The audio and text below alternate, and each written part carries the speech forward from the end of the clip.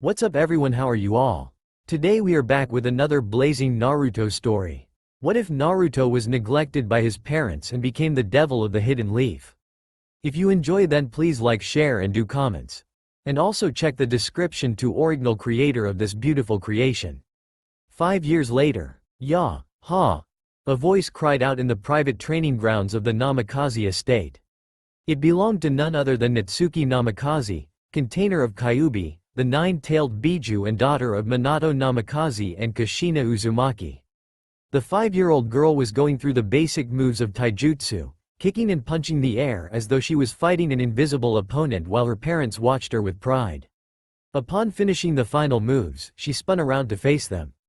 "Ka-chan, Tu-chan, how did I do?" she asked eagerly.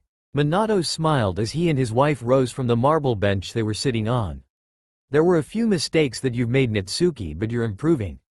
If you carry on like this, you'll definitely become a great kunoichi," he said as the two adults walked towards their daughter. "Natsuki, know that we're both very proud of you," Kushina stated before the three then embraced each other in a hug. As the three headed back into the house to relax, Minato had an idea. "Say, why don't we all go out to have some anpan?" he suggested. "Sure, why not?" Kushina agreed. "Yay!" Natsuki shouted as she jumped up and down with joy, causing her parents to laugh. It was known to everyone in the village that the red-haired Jinchuriki had a craving for the sweet bun filled with the red bean paste. After getting properly dressed, the three left the house and headed for the village, never realizing that they had forgotten someone else. Elsewhere in Konoha, a 5-year-old boy was sitting down by a river, looking at his reflection in the water. He had blonde spiky hair, blue eyes and whisker marks on his cheeks. He was Naruto Namikaze, twin brother of Natsuki, son of Minato and Kushina. Currently, the Yondaimi's son was pondering about the lack of attention he had been receiving from his family for the past few months. "This isn't fair. Why do I have to be left behind?" Naruto thought sadly. 1. It had all started several months ago when his parents had decided to train his sister in the ninja arts. He had asked to be trained together with his sister only to be told that he would only start learning when he entered the academy at the age of 9. Although he had felt upset, Naruto knew that his parents had a valid reason for doing this.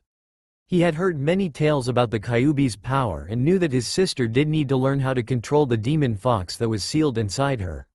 Besides, his parents at that time had still treated the both of them fairly as they had always done before, while Natsuki never treated him any different.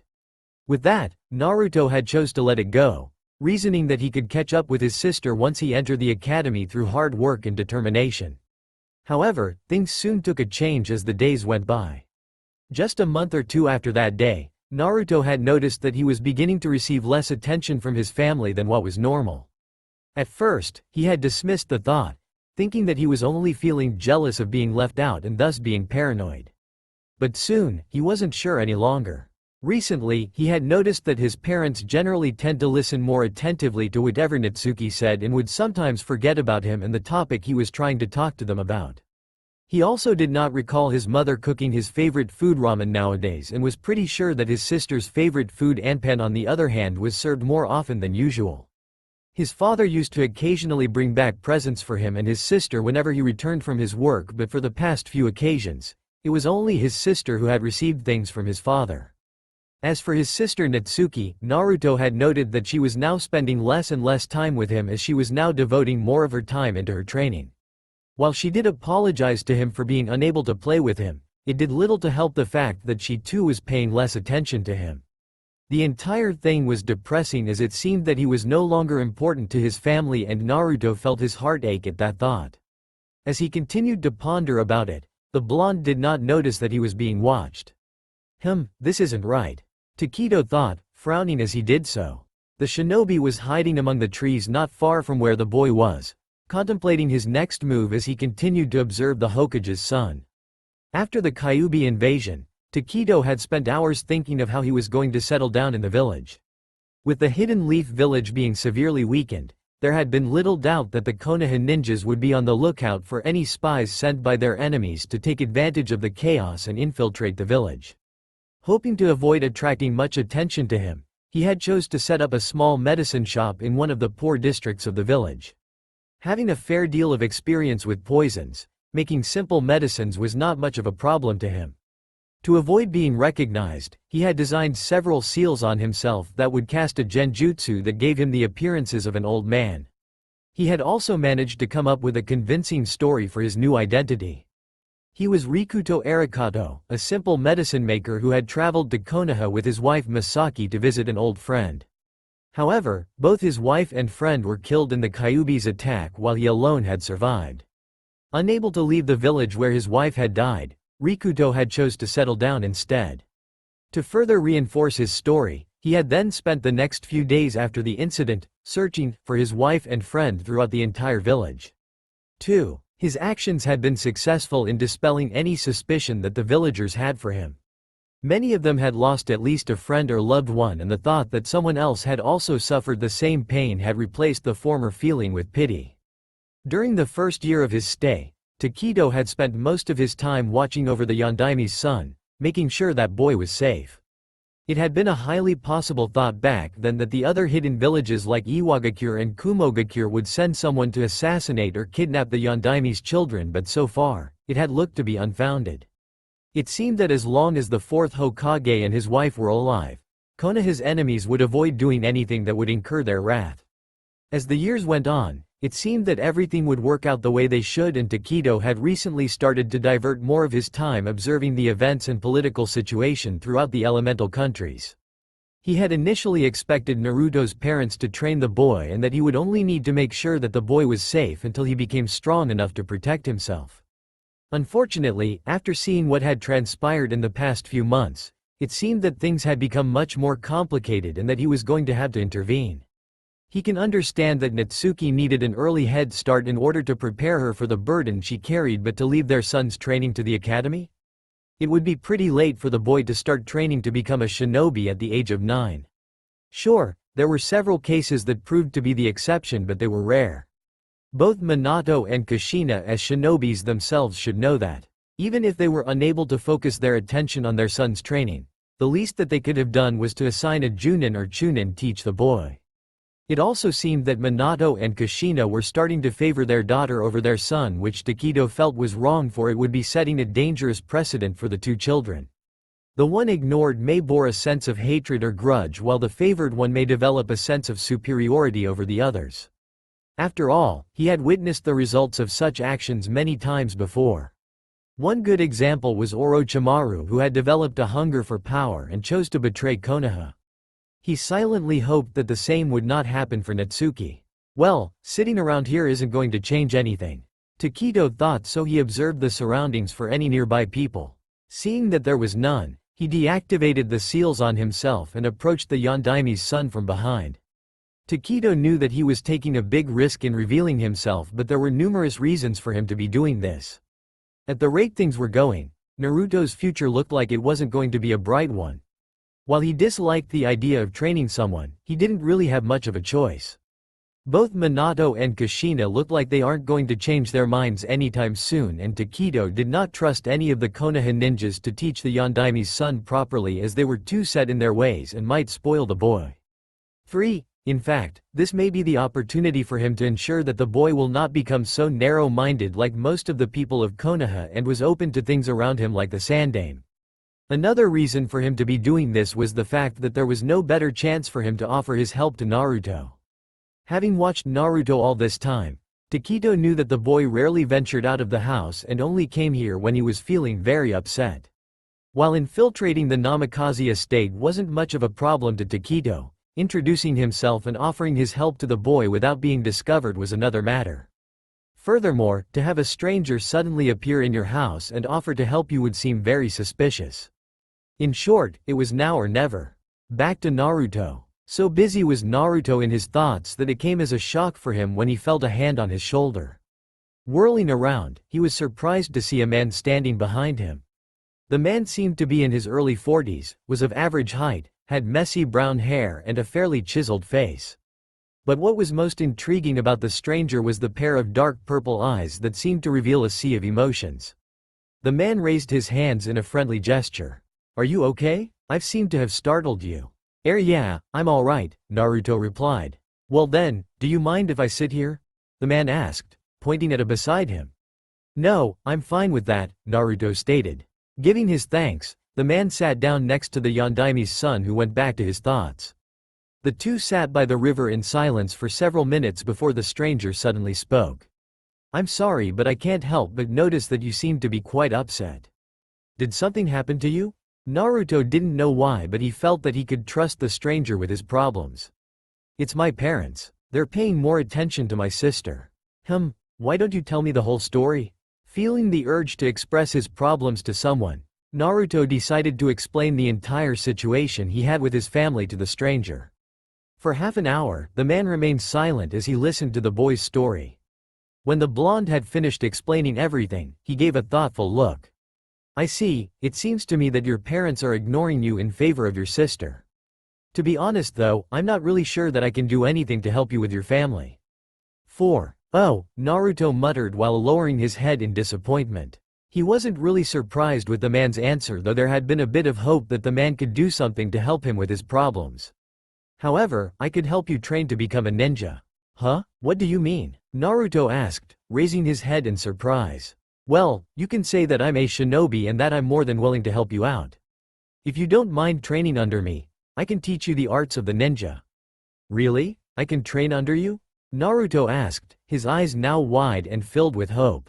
Seeing the man nod his head, he yelled with joy. Sure, I would like to. That's good. By the way, my name is Mirikatoji Takedo. What's yours? Naruto Namikaze-sensei, Naruto replied. There's no need to call me sensei, just call me by name. Before we can begin on anything, however, I'm going to ask you a very important question, the stranger known as Takedo said before giving a very serious look. Do you know what a ninja is? Huh? The blonde said, surprised by the question the stranger had asked. Now that he mentioned it, Naruto wasn't really sure that he knew anything about it. Sure, there was the fact that a large portion of the people here were ninjas and that his father was the most powerful shinobi in the village, but that was it.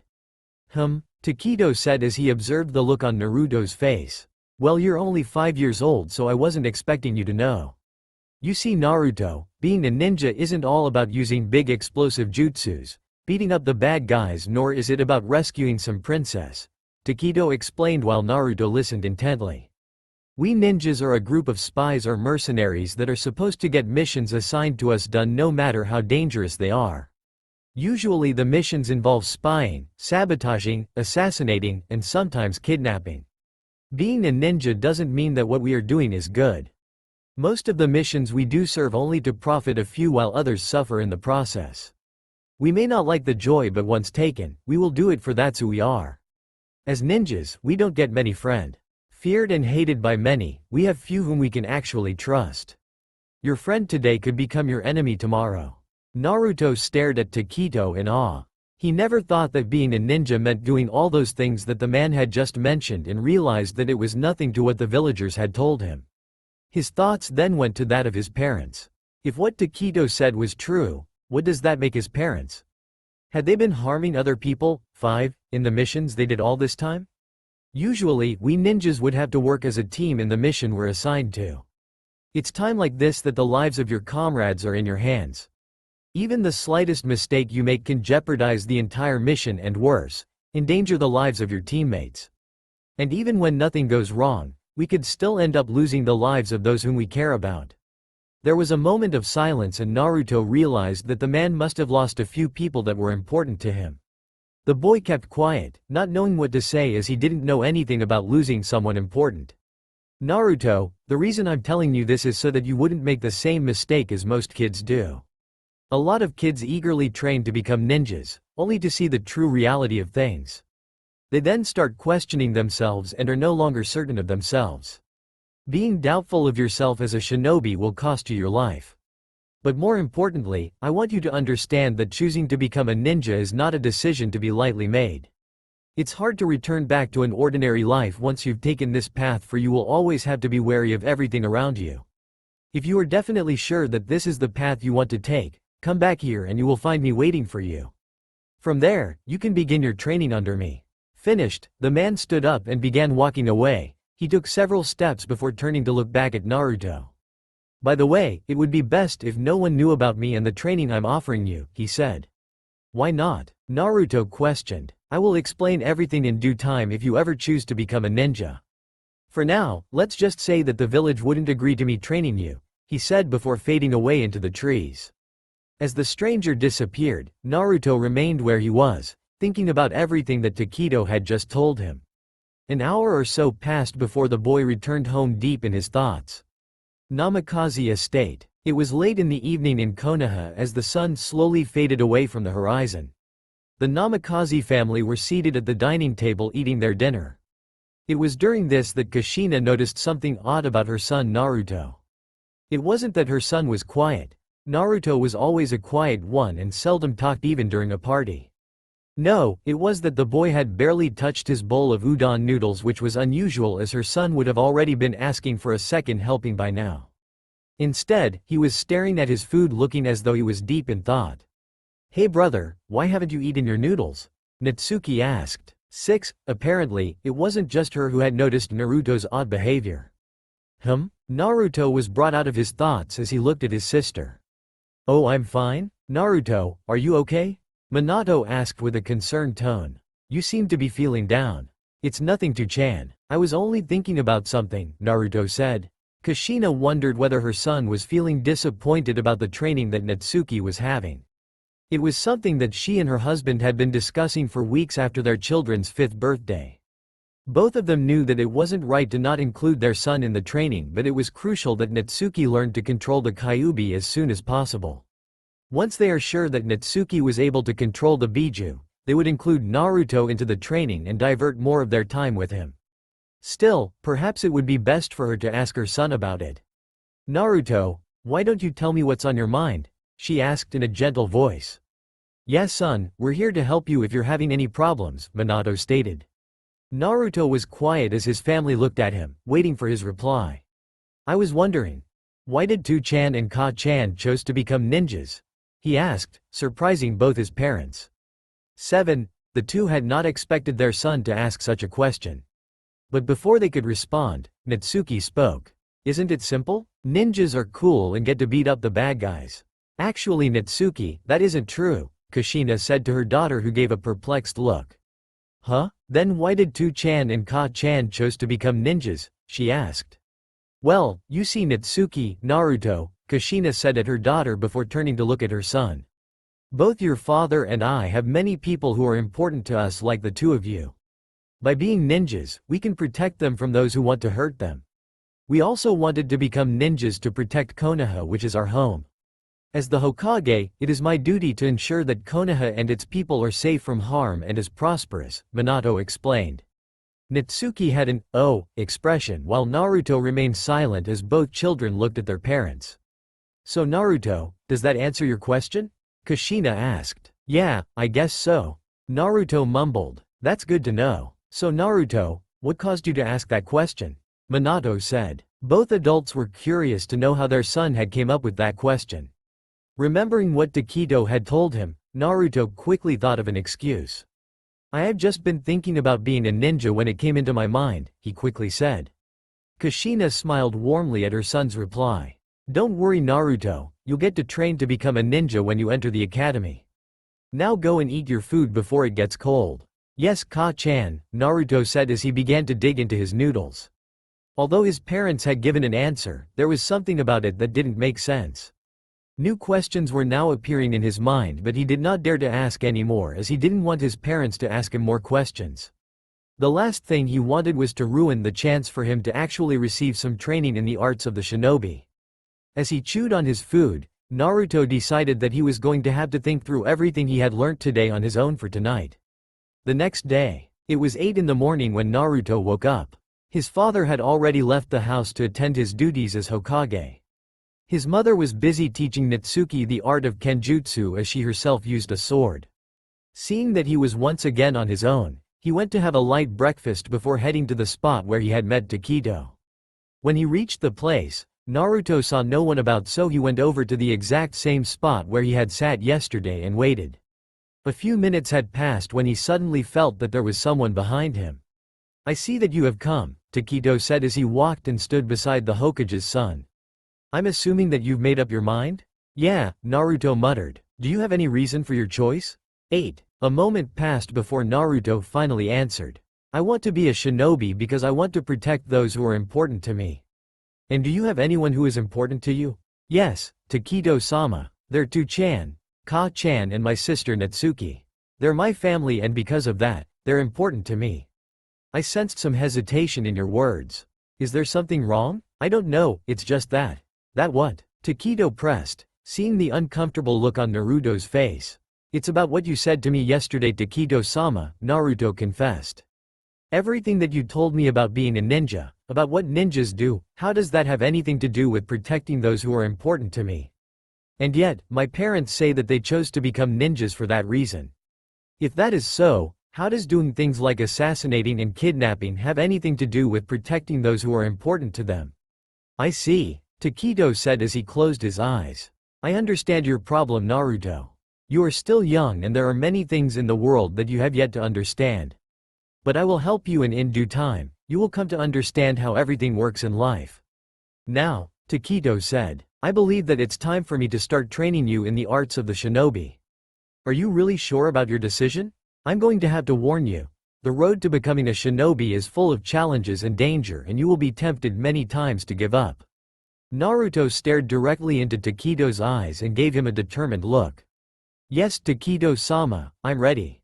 I promise you that I'll be the greatest ninja that you'll ever know. We will see about that. Now, follow me, we have much to do. The first year of training. Ever since Naruto had chosen to train under the mysterious shinobi, life for the 5-year-old boy had undergone several changes. Unlike his sister, his training did not have a constant timetable. Where Natsuki would train on weekdays and rest on weekends, in Naruto's case, 4 days out of the week were randomly chosen each week. 1. Where he would practice the arts of the shinobi. On any of those days, the blonde would wake up at 7 a.m., get dressed and have a light breakfast before quietly leaving for a certain secluded area he had been to do for his training, making sure to use a different route to get there from time to time as instructed by his sensei. To the boy, the training area was nothing more than a large clearing in the forest located in the outskirts of the village. What he didn't know was that the place had once served as a meeting place for the third Hokage and certain individuals to discuss certain important matters regarding the elemental countries in private. 2. To preserve the secrecy of the place, several advanced seals were placed around the area, concealing it from view and keeping any noise made within the area itself. Anyone who approached the place would be struck by a powerful genjutsu that would mislead them away from the area. The genjutsu had been reinforced to the point where neither the Byakugan nor the Sharingan was able to penetrate it. Only the Sandaime and a select few could decide who could enter the place without being affected by the seals. Until now, no one else had ever learned of the place's existence, making it the ideal location for Naruto to train in secret. The Hokage's son would reach the place around 8 a.m. where he would find his sensei already waiting for him. There, he would begin his training with physical exercises that were meant to build one's stamina. The exercises were tough and would leave him exhausted by the time they were over. After having a short break, he would continue his training with basic taijutsu and weapons handling, kunai and shuriken, lessons that would last until the middle of the day. From there, Naruto would return home to have his lunch and a rest. At 2 p.m., he would return back to the training grounds where Takedo would then teach him the other shinobi arts which varied from week to week. The lessons were mostly theoretical, involving the explanation of the concepts and basics of a specific art or skill that was being taught for that week. At 5:30 p.m., Naruto's training would end with his sensei going through with him everything that he had been taught for the day before he was allowed to return home to have dinner with his family. If the day happened to be the last day of his training for the week, his sensei would inform him of the new timetable for the next week. On the days where he did not have his lessons, things progressed differently. With the entire day to himself, Naruto would either take a walk around the village or would follow his family to visit the village and the other clans, something that Takedo had been constantly encouraging him to do, though he did not say why. Otherwise, he would be practicing chakra spinning, an exercise that his sensei had taught him during the first few days of his training. According to the shinobi, everyone possessed different amounts of chakra in their body. However, no matter how much chakra one had, it was of little use if one did not have good chakra control. Without the proper chakra control, a ninja couldn't execute any jutsus or techniques effectively, especially if they required a precise amount of chakra. Even if he or she had managed to execute it without any problem, there was a high possibility that a notable amount of chakra would be wasted in the process. This was something one could not afford to do on the battlefield, which is why it was crucial that Naruto attempt to build up his chakra reserves and practice his chakra control as early as possible. Which led his sensei to teach him chakra spinning. Chakra spinning was nothing more than spinning one's chakra in a tight spiral, which could be easily done by channeling one's chakra around his or her fingers. While the exercise was simple and effective in improving one's chakra reserves and control, it required a lot of time and patience. Only through a long and constant effort could the desired results be achieved, and it was due to this that the exercise was rarely practiced among the ninjas these days. Naruto, however, was an exception as he was young, and any other chakra exercises were unsuitable for one of his age. This, added with the fact that he had plenty of spare time to practice, it made chakra spinning to be the perfect exercise for the boy to work on his chakra control. Whenever he was alone in the house, the blonde would practice chakra spinning in the private training grounds, otherwise he would do so in his room. By the end of each day, the Yondaimi's son would retire to his bed feeling tired but satisfied nonetheless. While he would have preferred to train under his parents, he did enjoy his lessons under the mysterious shinobi. Takedo may be strict and aloof at times, but he was without doubt a good teacher. The man was always patient when it came to answering his questions and would spend a lot of time to ensure that he understood every topic thoroughly or to correct his mistakes. The training had been taxing for both his mind and body, as he had never been subjected to so much work before, but he was slowly getting used to it. He had no doubt that he was improving and would catch up with his sister soon enough, despite her having a large head start, and a day of training more than him. It was only a beginning, but an important one, he felt. One evening, Naruto, we ninjas are masters of stealth and deception. Where others rely on skill or brute force, we use our head. Where others fight head-on, we strike the enemy where he is vulnerable. We will always seek to deprive the enemy of the initiative and superiority before making our move. If he is well rested, we wear him down. If he is strong, we feign weakness so that he would underestimate us. As a ninja, we must always plan ahead and know how to act accordingly to the situation. Leave no detail unaccounted for, no possible scenario unconsidered. Be prepared for any danger at all times. Security is nothing more than an illusion that dulls our senses and relaxes our guard until it is too late. Remember this well, for it will play a great role in the future. Hi Takedo-sama, Naruto said in reply. Seeing that his student seemed to be understanding the lesson so far, Takedo chose to continue on. Alright, we're going to learn something very important for the next 2 weeks, so pay attention. Now, there are many things that make a ninja powerful and feared by others. But if there is one thing that would stand above the rest, it is the mask he wears.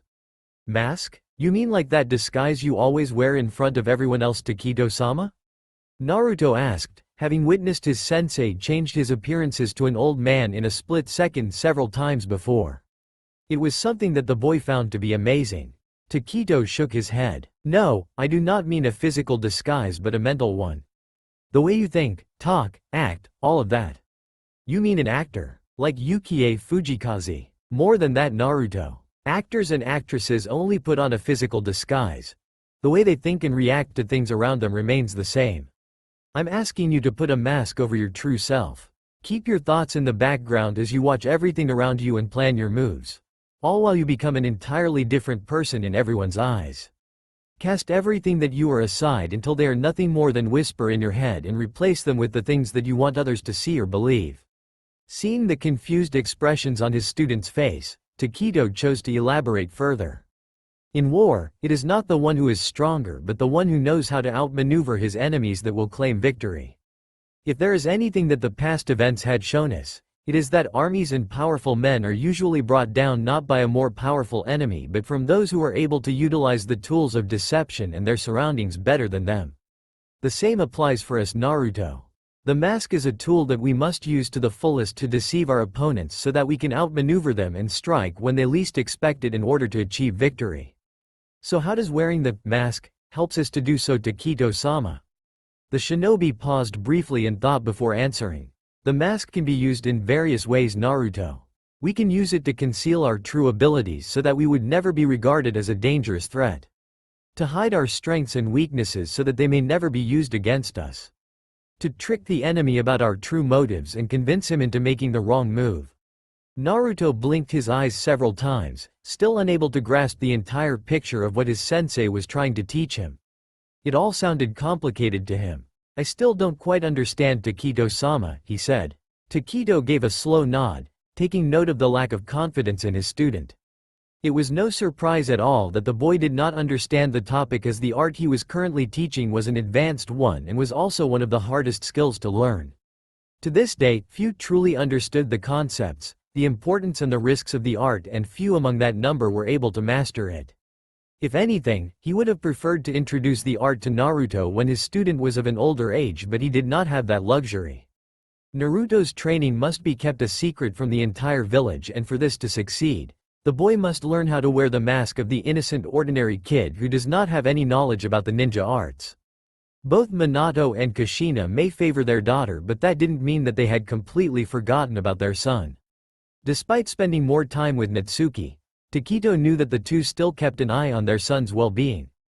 So far, he had been successful in sating their curiosity by getting his student to follow his family to visit the village and the other clans, or to take a walk where the villagers would see him, but it was only a temporary solution. There was always a chance that they would notice their son's absence from the house and would start investigating. And even if that somehow did not happen, everyone else in the village would easily notice the change in Naruto's behavior and growth in the next few years.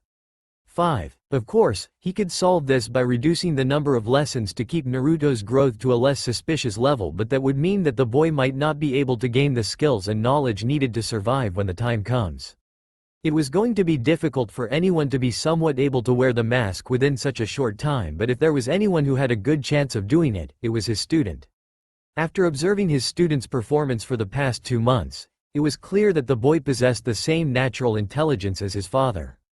Lessons that would have taken any other child weeks to finish were completed by Naruto within days, and if this continued on, his student would catch up with his sister in a couple of weeks.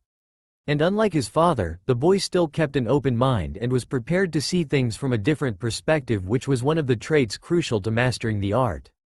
"Don't worry, Naruto, you will in time," Taketo assured his student. "Thanks to Taketo-sama," Naruto said, feeling less unsure of himself. "I'm guessing that you've done this before?" "Many times, Naruto, many times." 5 months into Naruto's training. Of the various jutsus and skills taught in the past few months, Naruto found that he enjoyed his fuinjutsu lessons the most. His sensei had said that he had a rather systematic mind, which was probably one of the reasons why he never really had any problem in understanding the topics on fuinjutsu taught to him. While the art of sealing had been seemingly complex at first, he had later discovered that it was actually very simple in concept. In fuinjutsu, there was a set of rules that the user must follow or risk facing dire consequences. As long as the user does so, he was granted the complete freedom to do anything he or she wanted.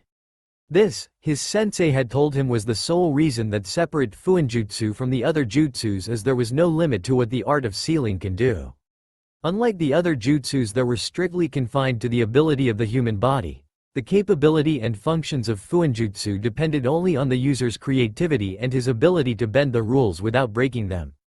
Fuinjutsu was without its drawbacks, however. It was by far the most dangerous jutsu to practice. When it came to the art of sealing, mistakes were something that one could not afford to make. Every single detail mattered when it came to fuinjutsu, from the amount of chakra needed to the way the seal was drawn, for even the slightest change will result in the seal failing or worse. As the lessons went on, Naruto soon developed a keen interest in anything related to fuinjutsu, something which did not go unnoticed by his sensei, who happened to be a fuinjutsu master himself. Seeing that his student had the aptitude for fuinjutsu, Taketo had decided to divert some time of Naruto's training to fuinjutsu. He had continuously encouraged his student in his students, often giving him advice and pointers in the art of sealing. His efforts had borne fruit. The boy had soaked up every ounce of knowledge like a sponge and advanced a rate that even surprised Taketo himself. Despite the progress his student was making, however, the shinobi forbade Naruto from attempting to create or design any seals on his own, much to the boy's dismay. Too many ninjas had paid a heavy price in their hasty and improper attempts in the art of sealing, and it would not do to have the same thing to happen to his pupil. For now, it would be best if the boy was to work on the most basic of seals under the watchful eye of his sensei. Nearly 1 year. It has been nearly 1 year since the day you had begun your ninja training. I believe that it is time to tell you of your overall performance for this year. Naruto nodded his head as he waited anxiously for his sensei's review. Instead of the training grounds, both teacher and student were in a small medicine shop which happened to be his sensei's home. It was the first time he was here and the place was unlike anything that he had expected. Where the houses of those he had visited was clean and richly furnished, his sensei's home looked old and worn down, though the room and furnitures were still in decent conditions. Bottles of various sizes which contained all sorts of liquids and pills were neatly arranged in a couple of shelves and cupboards. Located by the side of the entrance was a large wooden table with several compartments which Naruto assumed contained more medicine. There was another room at the corner of the far end of the room which was probably where his sensei sleeps and has his meals. Currently, the shop was closed and his sensei was wearing his disguise. So this is the mask that Taketo-sama wears in front of everyone else. Naruto realized. With the disguise, nobody would have suspected that his sensei was actually a powerful shinobi who knew so much. The man had fooled everyone in the village into thinking that he was nothing more than a simple old man who did not pose any threat. But why was he hiding his real identity from the rest of the village? Naruto was unable to think any further about it as his sensei began to speak. If there is one thing that I can say about your training, it was that you have performed admirably well. In the beginning, you were struggling in your lessons, but you were quick to adapt and was able to overcome your problems after a few days. You have shown great dedication in your work and have progressed much faster than I would have expected. What was most surprising was your progress in Fuinjutsu. In all my years as a shinobi, I have not seen anyone who had advanced at a speed as fast as yours. You should be proud of yourself, Naruto. You have surpassed every kid of your age in your training, including your sister. Thank you, Taketo-sama, Naruto said, feeling strangely happy by his sensei's words. Was this how Natsuki felt when she was being praised by Tu-chan and Ka-chan? However, Taketo added, there is still a lot that needs to be done and the path you have taken will only get harder. What you have learned so far is only the surface of what's to come. Furthermore, there will come a time when I cannot always be there to teach you everything, Naruto. As a shinobi, you must learn how to improve and pursue your goals on your own. Only then will you be ready to take on the world as a shinobi. Hi, Taketo-sama, but how am I supposed to that? Naruto asked. You do not need to worry, Naruto. You will still be training under me as a shinobi, only that you'll slowly learn how to rely less on me as your training continues. The shinobi then took out a scroll from a box he had brought from the other room. Naruto noticed that there was a storage seal on it. Anyways, there is something that I have for you. This scroll here had several books stored in it. Some of the books contain information on the history of the major elemental nations and the past events that had taken place in them from the day they were formed till the Second War. The others are old literature that dates back centuries ago. You are to study these books intently, Taketo said as he handed the scroll over to Naruto. What if there is a word or a topic that I don't understand, Taketo-sama? Naruto asked. It's simple. You can refer to a book called an encyclopedia if you have any trouble understanding a word or two. As for the latter, you can ask me.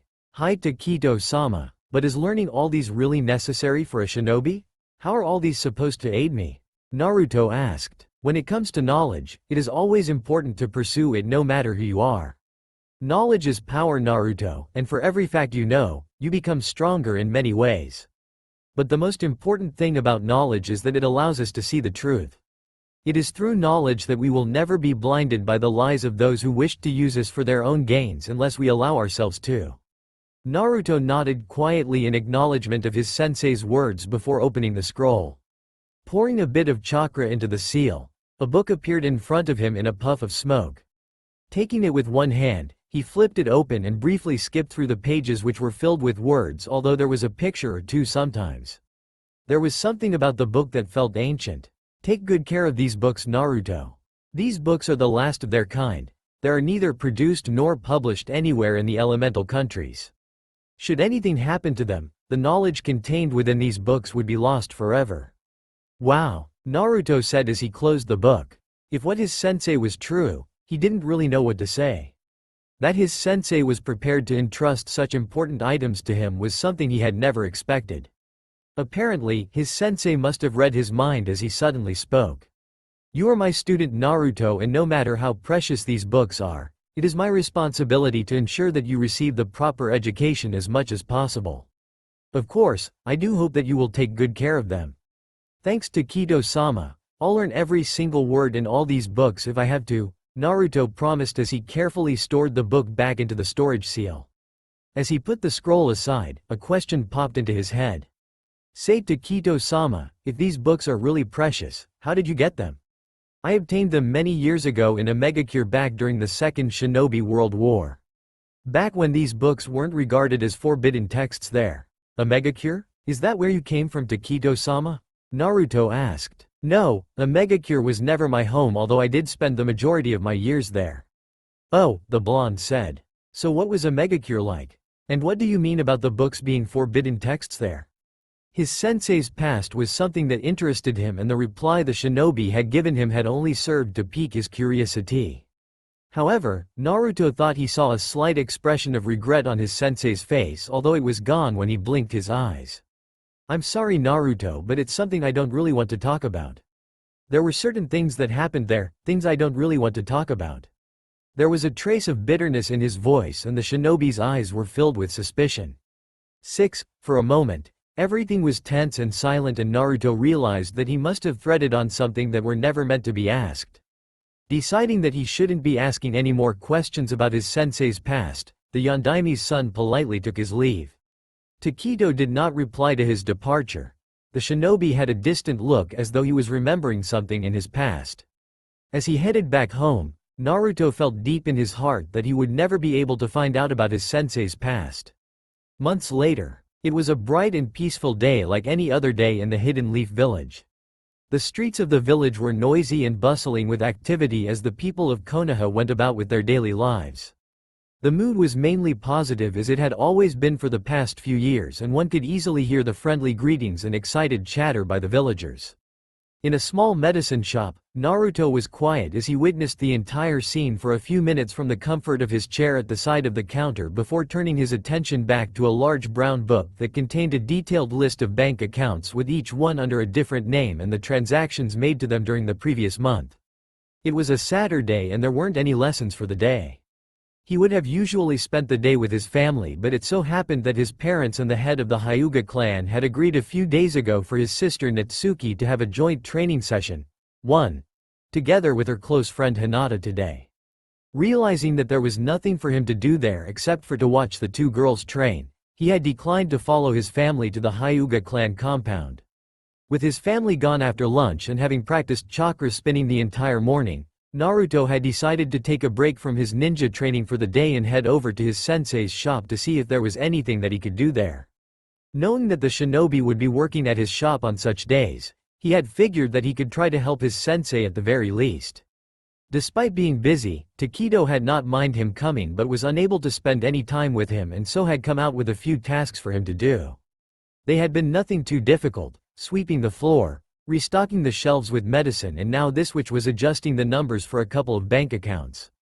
Although Takedo had instructed him to only do the transactions that involved simple addition and subtraction of a few small numbers, the ongoing work was still tedious, but he had been diligent in his work for an hour and it won't be long now before he was finished.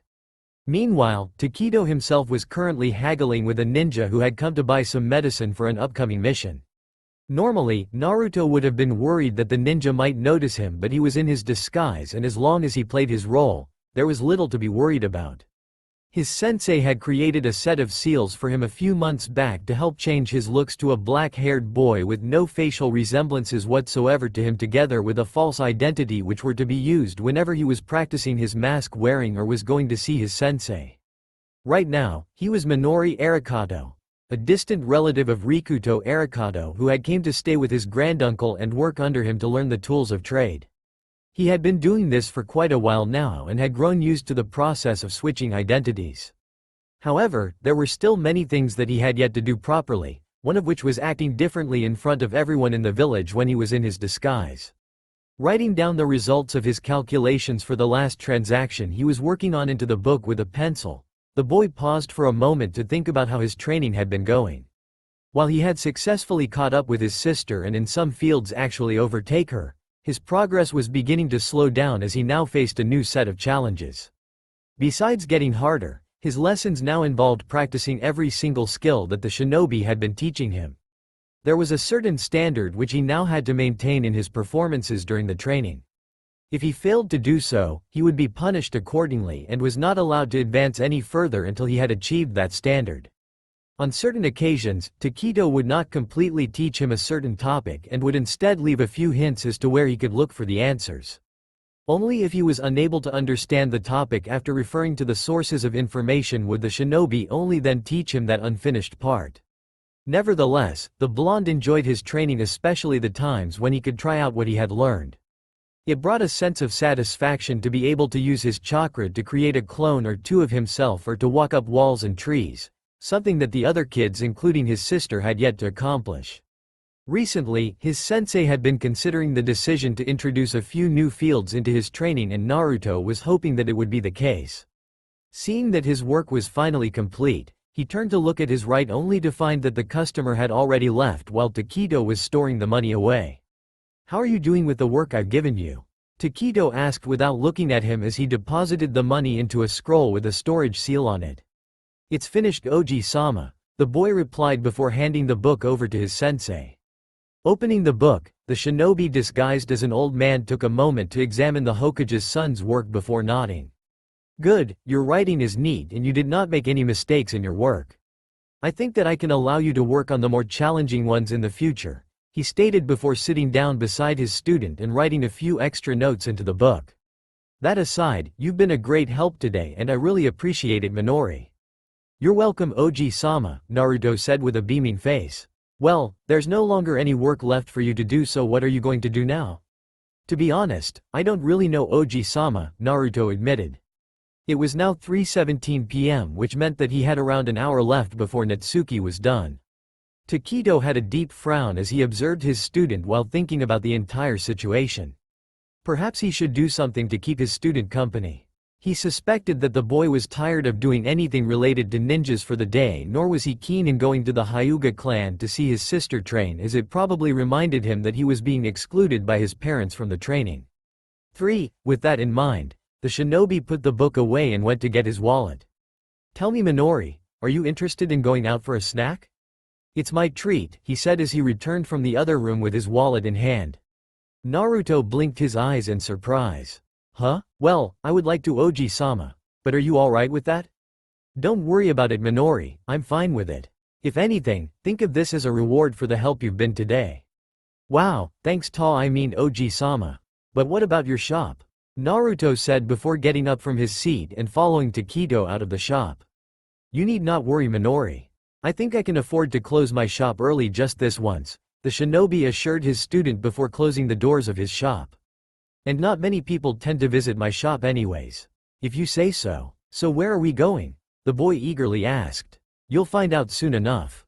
An hour later, Naruto smacked his lips as he made his way home, the taste of the gyutan that he and his sensei had at the yakiniku queue still fresh in his mind. Upon arriving at the yakiniku restaurant, the two of them had taken their seats at a small, quiet corner of the place. Takedo had allowed him to pick his own choices from the menu, but Naruto had been content to let his sensei make the decision for him, as it was his first time here and the shinobi seemed familiar with the food offered here. As a result, his granduncle had ordered a plate of gyutan, which was the main specialty of the well-known establishment for each of them. He had been hesitant to try it out at first, but after taking in the savory smell of the salted beef tongues when they were cooked and seeing his sensei ate one, had allowed himself his curiosity to triumph over the reservations that he had about the dish. Mustering whatever courage that he had slowly taken his first bite and was immediately struck by the delicate taste of the gyutan, which he had found, much to his surprise, to be almost at the same level as his favorite food, ramen. Before he knew it, he had found himself quickly taking another bite and another. That had earned a chuckle from his sensei, which had come as a surprise for Naruto, seeing that the man had always been aloof and dull since the very time they had first met. After he had calmed down, he had proceeded to follow his sensei's manner of taking his time to finish his remaining beef tongues, savoring each bite before swallowing his food. The both of them had then relaxed, enjoying the friendly atmosphere of the restaurant and observing their surroundings while quietly sipping their tea. It was here that they had started talking about the gyutan that they had when Takedo had then told him an interesting story of how the salted beef tongues had first came to be served just after the Third War and how it quickly rose to popularity in a matter of months. It turned out that during the Third Shinobi World War, meat was something of a rarity. With most of the livestock killed by enemy ninjas, robbed by bandits or taken by soldiers, meat back then had rapidly become something that only the nobles and high-ups could afford to have at a daily basis. As for the majority of the common folk, it became a treasure that they could at the very most have during major events or holidays, and even then, the meat that they had was mostly bits and scraps. After the war had ended, meat had remained expensive and rare as it took time for the livestock to grow to the size suitable for slaughter, provided there were even anyone who could afford the price to buy them.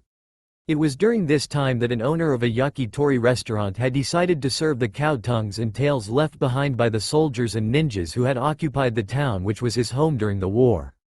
Back then, eating the tails and tongues of animals was unheard of, but many in the town had found the idea better than not having any meat at all. They started liking it and soon proudly declared it as something much tastier than the meat that they had used to eat.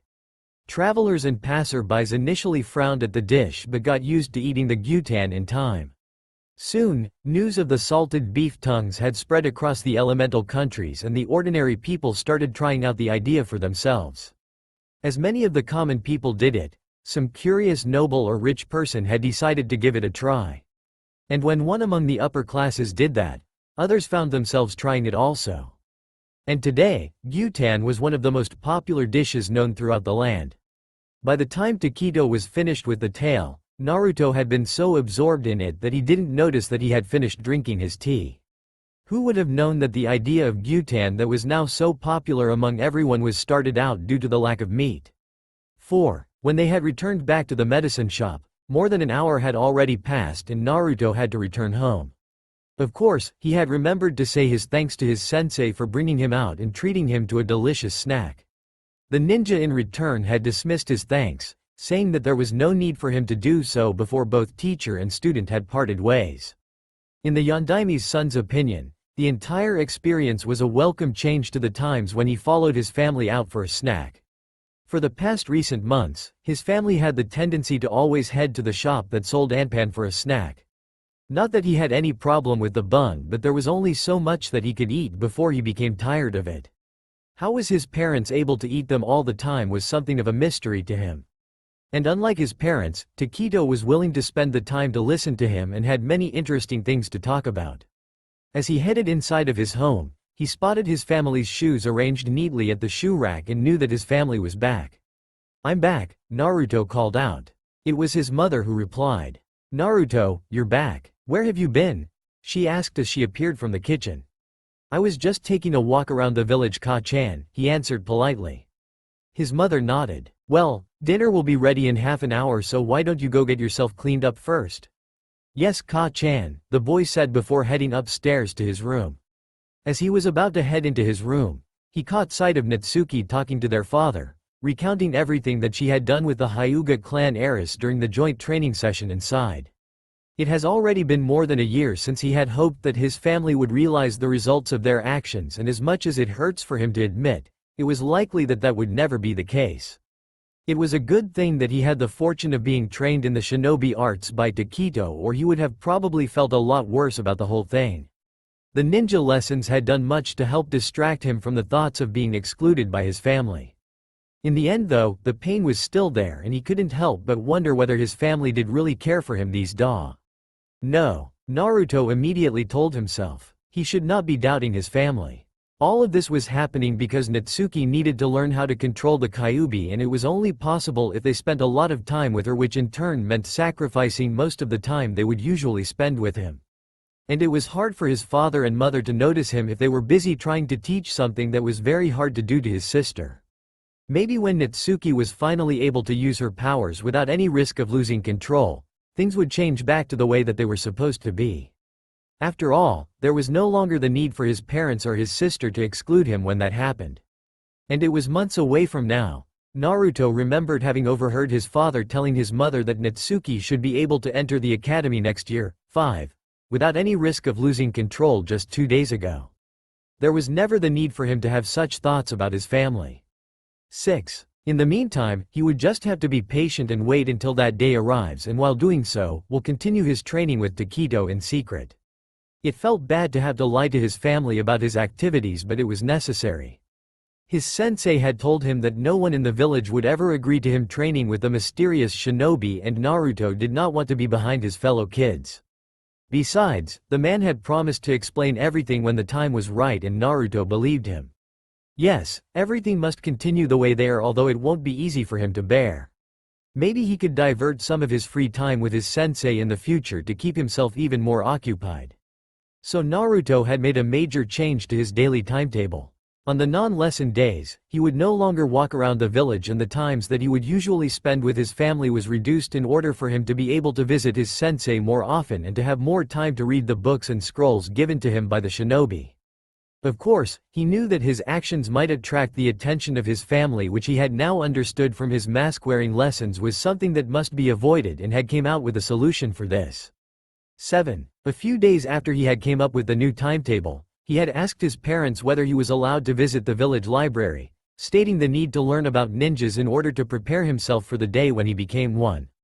It didn't require as much persuasion and questioning as he'd expected for the two adults to give him the permission to do so, as they had felt guilty about their son's situation and figured that the boy could do with some early learning on his own. What was the harm in letting him go anyways? The books that their son was allowed access to at this point were those on the academy level, which did not contain any dangerous jutsus or skills that the boy might think of trying. With that, Naruto was able to visit his sensei during his free time and could use the excuse of being in the library whenever his family questioned him about his activities for the day. That was not to say that he did not go to the library at all. He still had to put up a false image in front of everyone, and the library in fact provided him with a much better place for him to read his reading materials than his home. It was quieter and, more importantly, free from any possible interruptions by his sister, parents, or the occasional guests back at home. Getting the books and scrolls in and out of the place without being noticed was easy, as Takedo had again helped create another seal for him to conceal them from plain sight after Naruto had consulted with him about his plan. The ninja didn't exactly approve of his modified timetable, but seeing that his excuse of heading to the library was able to convince his family, decided to let it be. Only once in a while would Naruto actually read a book from the library, which he had found to be lacking in content when compared to the ones by his sensei, and ask a question or two about the book from his parents. As the months went by, Naruto had become satisfied with the way things were working out and had believed that everything would be simple from then on, that he had only need to continue with his new timetable and wait patiently for the year's end. However, it wasn't long before the same problem that he had managed to put aside for the time being came back to bother him once more, this time in the form of the children of his age.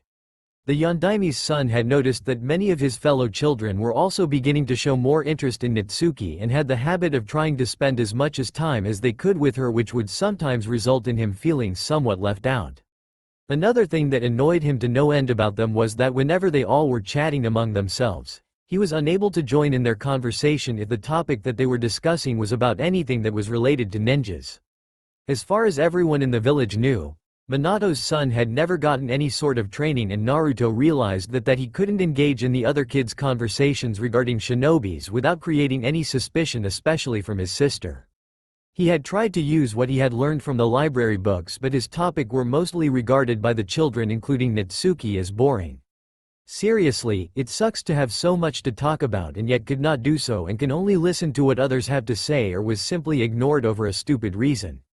8. After several weeks of trying and failing, Naruto had given up and found himself only looking forward to the times when he could hang out with Takedo, who was the only person whom he could truly be open with. When there weren't any customers to handle or work to do in the shop, the two of them would often go around the village, where the ninja would show him all sorts of things that his parents had never done with him. If they weren't going around the village, they would be talking about anything that had came into their mind for the day, which was mostly the latest news that either of them had heard. Granted, Naruto had trouble understanding some of the things that his sensei would speak about, but at least they were able to have a long and enjoyable conversation in the end. And if he was lucky, Takedo would have an interesting story to tell him regarding the topic they were discussing about at that time. Otherwise, they would be playing a game of shogi, something that Naruto had gained a liking to despite having yet to win a single round against his sensei. In the end, Naruto had decided that, like his previous decision, it was best to ignore his problems with everyone else and accept the situation as it was. He had someone that he could at least spend his time with, and it was better to focus on that than to fret about everyone else until the next year, for it would not serve him any good. He would adapt to the current situation, just as any ninja would have done. Konoha Academy. Begin, the Chunin instructor Haruka Amino said, signaling the start of the taijutsu spar. The training field was suddenly filled with the excited chatter and whispers of the academy students as they watched a pair of boys standing in a ring engaged each other in a taijutsu spar. As the spar began to play out in favor of a 9-year-old Inuzuka Kiba, a certain blonde kid who was standing slightly away from a group of boys gave a sigh together with an annoyed look at the increase in the volume of the noise before turning his attention back to a book. He had been reading for a while now and seemed to show not the slightest interest in the ongoing spar or any of the earlier ones. But if one were to observe him carefully, one would have noticed that the boy's eyes had never been focused on the book but rather on the two combatants of every spar that had been fought, or that he had only flipped a page or two after several minutes, which was unusual to anyone who had seen the boy read before. But with so many interesting spars to watch, who would have the time to notice such details? Naruto was quiet as he observed the current spar intently, studying every detail of the fight. He watched the two students fought, taking note of their body movements, the way they reacted to the attacks thrown at them, whether they had been planning their moves ahead, and the confidence displayed by the both of them. He knew that every student here was of the same age as him, the ones that he was supposed to continue studying with for a few more years and the ones he would be working with should he officially become a shinobi of Konoha. That in a matter of weeks, would no longer be his future teammates but possible enemies instead. It was best that he made use of the opportunity to study as much as he could about each and every one of them to understand their behaviors, strengths and weaknesses, for there was no telling how useful the information would be in the future. Granted, such information was going to quickly become outdated and unreliable, but it was better to have something to refer to than nothing. The spar went on for a couple of minutes before it was drawn to a conclusion, with the Inuzuka unsurprisingly being the victor. As the instructor of his class approached the two boys to talk to them about their performances, Naruto turned his eyes back to the book while going through everything that he had just learned from the fight in his head. Satisfied with what he had just learned, he waited for the next pair of names to be called out. As he did so, a part of his mind unconsciously wandered to the day when he had first met Taketo and how much his life had changed since then. It has been nearly 5 years since that day when he'd first begun his training in the ninja arts under the mysterious shinobi. As he had progressed further in his training, the hardships and challenges that he faced only got harder, but in the end, they had done little to deter him from his promise to become the greatest ninja ever known. By the end of the 3rd year, his training had undergone a massive change, and Naruto had suddenly found himself practicing all sorts of jutsus and skills with his sensei in both the training area and the village itself. Having mastered the basic academy taijutsu moves, Taketo had decided to teach Naruto his very own personal taijutsu style. Unlike the previous years where he'd practiced his taijutsu on some imaginary targets, he now sparred constantly with his sensei. The man was now stricter than ever, punishing him for even the slightest mistakes that he made during the spar with painful jabs, all while the ninja would notify him of the mistakes he had made. Based on what Naruto had learned from the many spars he had with the shinobi, his sensei's style was one that relied heavily on agility and could be used for both defensive and offensive purposes. It mainly focused on dodging the enemy's attacks, all while baiting the opponent into making a mistake. And once there was an opening, the user was to immediately take full advantage of it by going on the full offensive, striking the crucial parts of the human body with the sole purpose of killing the target, or if failing to do so, severely injuring the target and rendering him or her crippled and useless in combat. It was during these lessons that Taketo had taught him a few interesting facts about the human body, about the functions of each vital organ and how damaging them would affect the target. It made Naruto realize just how fragile a human was, and it slightly unnerved him that he was going to be using this knowledge to take the lives of others in the future. When it came to his genjutsu lessons, the shinobi had chosen to implement a rather strange way of teaching him. Whenever it was time for his genjutsu training, he and his sensei would head out to the village where they would then try to find a quiet and isolated spot in the village. From there, he was to practice his genjutsu on the unsuspecting populace of the village that happened to pass by the spot. It was easier said than done, as Naruto had came to learn that it was never a simple thing to just cast a genjutsu on anyone, especially in a village full of ninjas that would come investigating if they happened to detect his genjutsu. Fortunately for him, Taketo was always there to get him out of trouble when they did occur. Currently, Naruto was able to use his genjutsu on multiple shinobis that were at the rank of Chunin or below undetected and could maintain them for a long period of time should he pour his fullest concentration into it. They were only minor ones, however, simple tricks that did not change anything major or inflict any harm on the targets, and it would be a while before he was able to learn the more advanced ones. In ninjutsu, Naruto's training consisted of nothing more than hours and hours of continuously practicing certain jutsus. Unlike his sister, who was taught a jutsus from time to time, Naruto was never allowed to learn a new one until he had mastered those that were taught to him. While this had resulted in him having a smaller arsenal of jutsus to use compared to Natsuki, he had the better control over his jutsus and could use them without consuming much of his chakra. To his sensei, this was more important than being able to use a large variety of jutsus. There was little point in having so many jutsus to use if one could not use them to their greatest capabilities or know how to adapt their jutsus to the situation.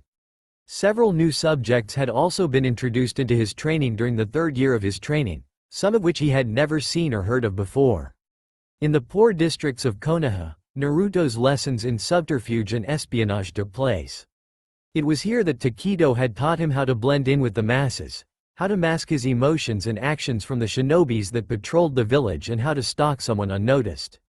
The ninja showed him the ways of pickpocketing the pockets of the people around him, how to use the right disguise in different environments, to read encrypted messages, to eavesdrop on conversations and gossips, and how to discern the truth from the many layers of lies and stories. Sometimes, he was told to observe certain people, to study their actions and understand them.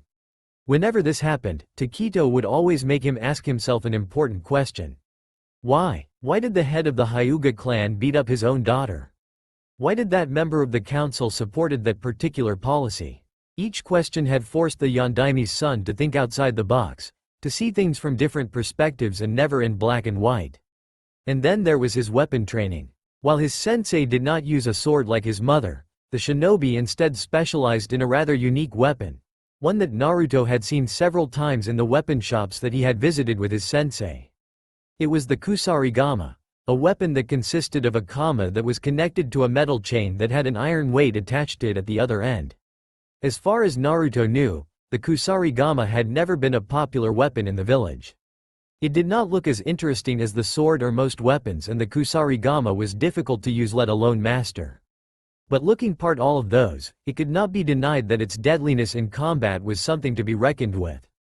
Unlike the sword, which utilized the slash and stab, the kusarigama relied on slashing with the kama up close or swinging the heavy weight and using its deadly momentum to literally smash the enemy to bits from afar. With its chain, its wielder could disarm the opponent or entangle him or her in a way that would leave the target vulnerable. But for all its features, the weapon had a major flaw to it. In order for the kusarigama to be wielded effectively, the user needed a wide and open space. In any areas that were confined or had little space, the kusarigama was near useless. Due to this, Taketo had advised him several times to always keep an eye on his environment before thinking of engaging his enemies with the kusarigama when he became a ninja in the future. Despite having so much of his time being filled with so many lessons and practices, Naruto did not neglect his favorite subject, fuinjutsu. While Taketo still forbade him from creating or designing any seals on his own, the range of seals that he was allowed to work on had been expanded. Naruto would often work on his seals on Saturdays, where he would head out to his sensei's shop and quietly spend the entire day improving his sealing skills. However, being able to create more complicated seals wasn't enough in his sensei's view, and the shinobi had recently started training him to be able to create and use his seals under immense pressure and within short periods of time. The entire ordeal was very tough, and Naruto had lost count of the amount of the paper he had thrown aside as rubbish during the training, but he knew that it would be beneficial for him and was worth the trouble and effort.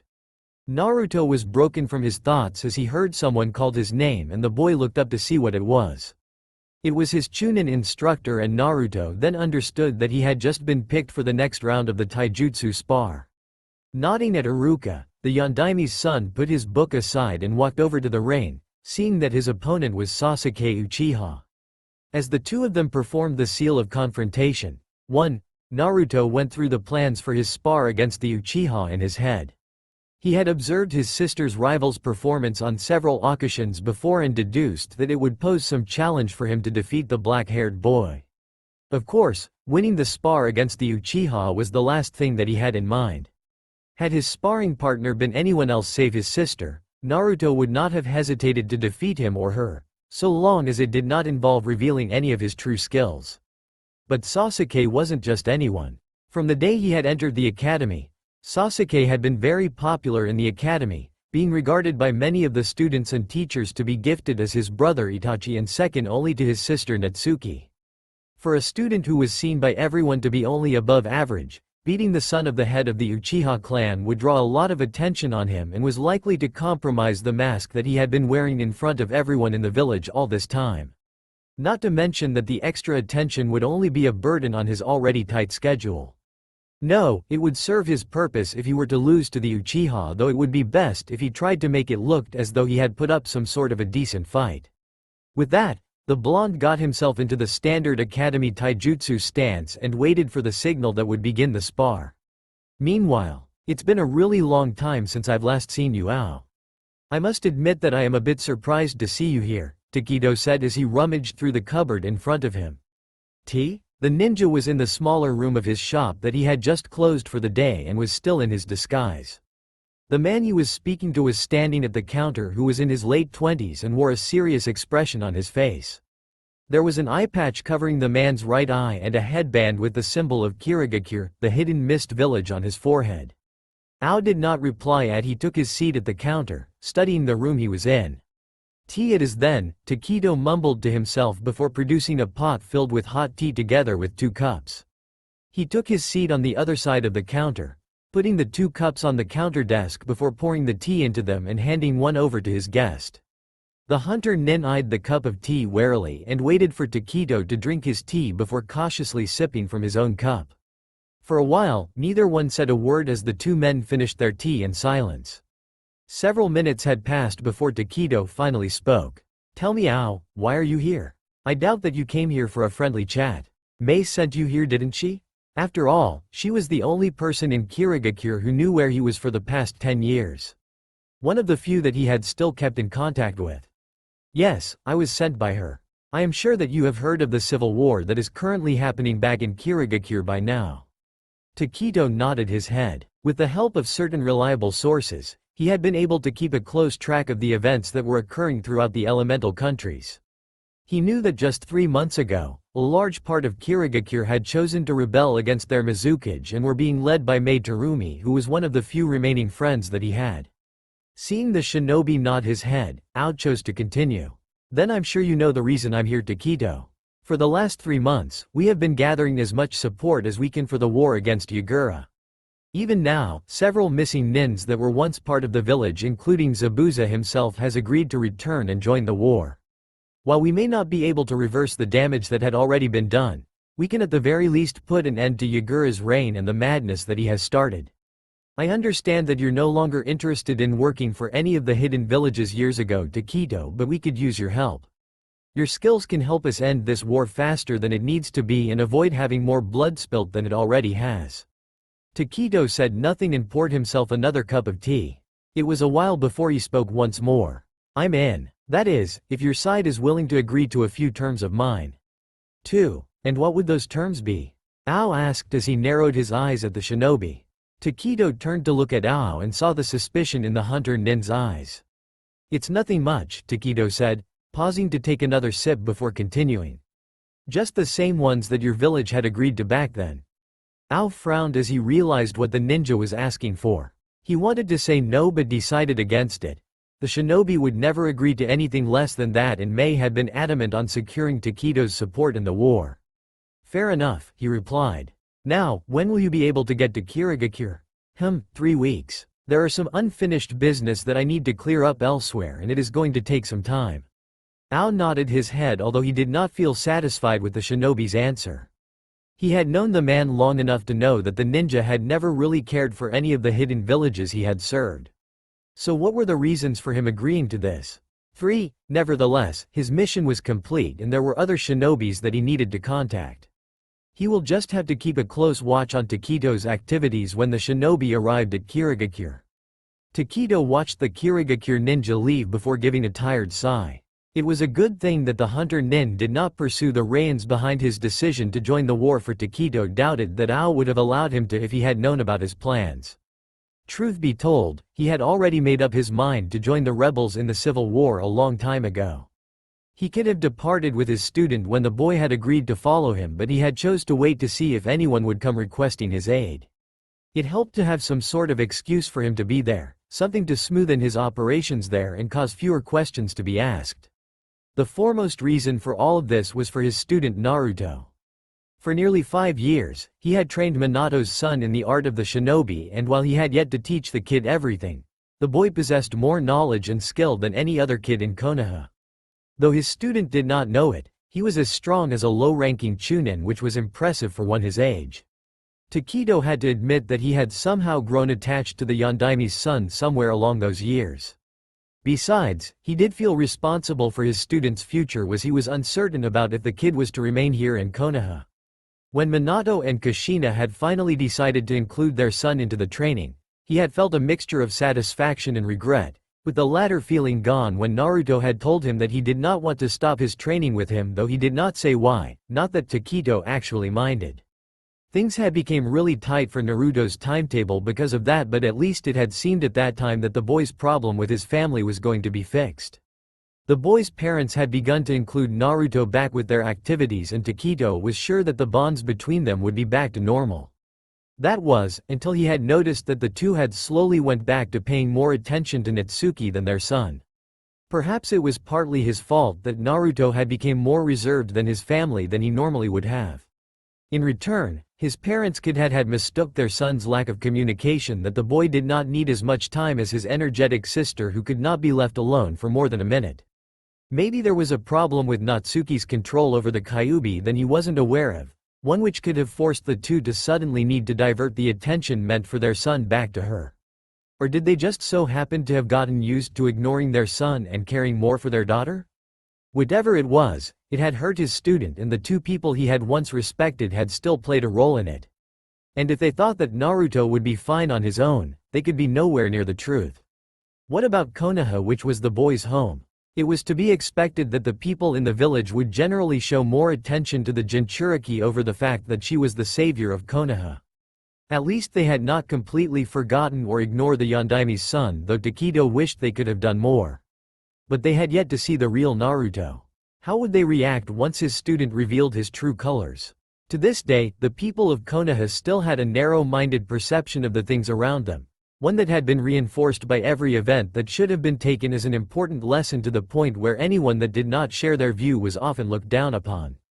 Would they accept Naruto's personality and mindset that was different from theirs?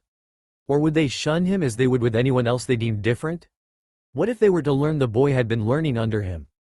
Takedo was not going to take any chances to find out. He recalled several times where he had noticed Naruto feeling upset over the lack of acknowledgement by his family despite the boy's attempts to hide those feelings from him. He also knew that the boy did not have any friends or anyone else, for there was barely a time where Minato's son did not spend his time with him. He had done the best he could to care for his student and fill the void that his family was supposed to be doing, but there was only so much that he could do without risking his cover. It was already surprising that no one had yet to become suspicious of the boy's now tight and busy schedule, and Takedo wasn't keen on pushing his luck. Because of this, when Takedo had heard about the civil war, a part of him had considered the idea of getting his student to leave Konoha, to start a new life and follow him to Kirigakure. And as he spent more time thinking about it, the more he agreed with the idea. There was no doubt that Naruto's future as a shinobi in Konoha did not look promising, and the boy would have better chance if he left. It also allowed him to look after his student and have an easier time of training his student. Things were becoming very difficult for the both of them ever since Naruto's entry into the academy, and it wasn't long before the boy's progress under him would be brought to a snail's pace. The Civil War will help Naruto adapt quickly to the harsh reality of the world, help him establish his career as a shinobi and give him the experience needed to survive the dangers that will be thrown at him. Besides, Sarutobi had never specified which village the kid should be serving, only that he was to ensure that the boy would grow up to become a fine shinobi. At the very worst, his student could become an independent ninja, a thought which Takedo had entertained but would leave it up to his student to decide at a later time. The ninja somehow felt that his deceased friend would have probably agreed with this too if he knew how Naruto was doing in Konoha. And yet, was bringing his student to Kirigakure to take part in the Civil War the right thing to do? Takedo was well aware that to do so would mean dragging the boy into a war that wasn't his to be involved with in the first place. What if his student wasn't ready for the horrors that all wars have? What if the boy got injured or worse, crippled? Takedo knew deep down that he could never forgive himself if anything of that sort was to happen to his student. No, there is no room for doubt.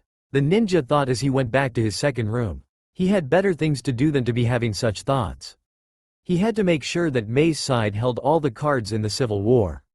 He had to plan for the journey to Kirigakure for both him and Naruto. Find those that could influence the outcome of the war, merchants, smugglers, the newsprinters, even the nobility, and bring them to Mei's side. Plot the routes that would offer a safe and fast travel to the land of water, study the security of the Hidden Leaf village, prepare the false rumors and diversions that will be planted when they leave the village. There was a lot of contacting to be done, favors to call in, threats to make and preparations to complete. It was a lot of work, but it mattered little to him. Those whom he cared for were relying on him, and he was going to make sure that their trust was not misplaced. It was around 6:30 p.m. when Naruto had returned home, having visited the Konoha library after school had ended. After having his dinner and a warm shower, he headed to his bedroom, which was filled with all sorts of books and reading materials that were arranged neatly in several stacks. Making himself comfortable on his bed, he began his chakra spinning exercise. He knew several advanced methods for practicing his chakra control, but it had become a habit for him to practice chakra spinning every night before he slept. When an hour had passed, he decided that it was enough and retired to his bed. As he laid down on his bed, he thought about his decision to follow his sensei to leave his home and join the Civil War in Kirigakure 2 months ago. He could hardly believe it at first when Takedo had told him about it, but knew that his sensei had never been the type for making jokes. Most kids of his age would not have agreed, for doing so would meant that they would have to leave everything they had known in their life. Their family, home, the way of life as they had known. But when his sensei had finished explaining everything about the plan, Naruto had agreed without the slightest hesitation or thought. He knew that the decision that he had made would change his life forever, and that once he left Konoha, there would be no turning back, but he did not care. There was nothing here in Konoha that was important or precious to him, nothing that would make him feel any sense of loss, not even his own family. Had Takedo told him about this a year or two ago, he would have hesitated or gave some thought about it, but that was when he still regarded his family as something precious to him. Despite having the chance to train as a shinobi under Takedo, Naruto had initially hoped that his parents would still notice him, that they would at least spend some time with him, or that he was not in any way forgotten by them. He could clearly remember the disappointment that he had felt every day, but never had he once given up on them. Each time he had felt upset, he would tell himself that he needed to be patient, that he had only need to wait a little longer, that it would all pay in the end. Each time he had stored the feelings he had deep inside himself and convinced himself that it was for the better of everyone. Then came the year when he and Natsuki was to enter the academy. He remembered never having felt so happy when his parents told him that he could finally join his sister with the training. It seemed at that time that all the waiting had come to fruit, that his family wasn't going to be excluding him anymore. Of course, he knew at that time that he was going to have to go through the same basics and theories that he knew already and put on a false image here and there, which was going to be difficult, but that was nothing to what he was getting back. Things looked like they were finally returning to the way they were meant to be. Even better was during that time when Takedo had told him that he had a choice to stop his training or continue to the end, and it didn't take much for him to choose the latter, although it meant making his schedule much busier. The blonde had felt guilty to just leave the shinobi after everything that the man had done for him, and figured that the least he could do was to finish his training, a decision which he did not come to regret. Because as the months went by, Naruto began to feel that something wasn't right again. That despite the times he now get to spend with his family, he once more had felt that things weren't the same as he had before. He started sensing that something crucial was missing during all those activities that he did together with his family. Like before, he had ignored it, choosing to believe instead that he was again imagining things. But the doubt only remained in his head and grew stronger with each passing day. And then it hit him. Nothing had changed. Oh, he could now join his family in some activities or get a bit of his parents' attention if he tried hard enough, but in the end, everything was the same as they had been when his parents had chose to exclude him from the training.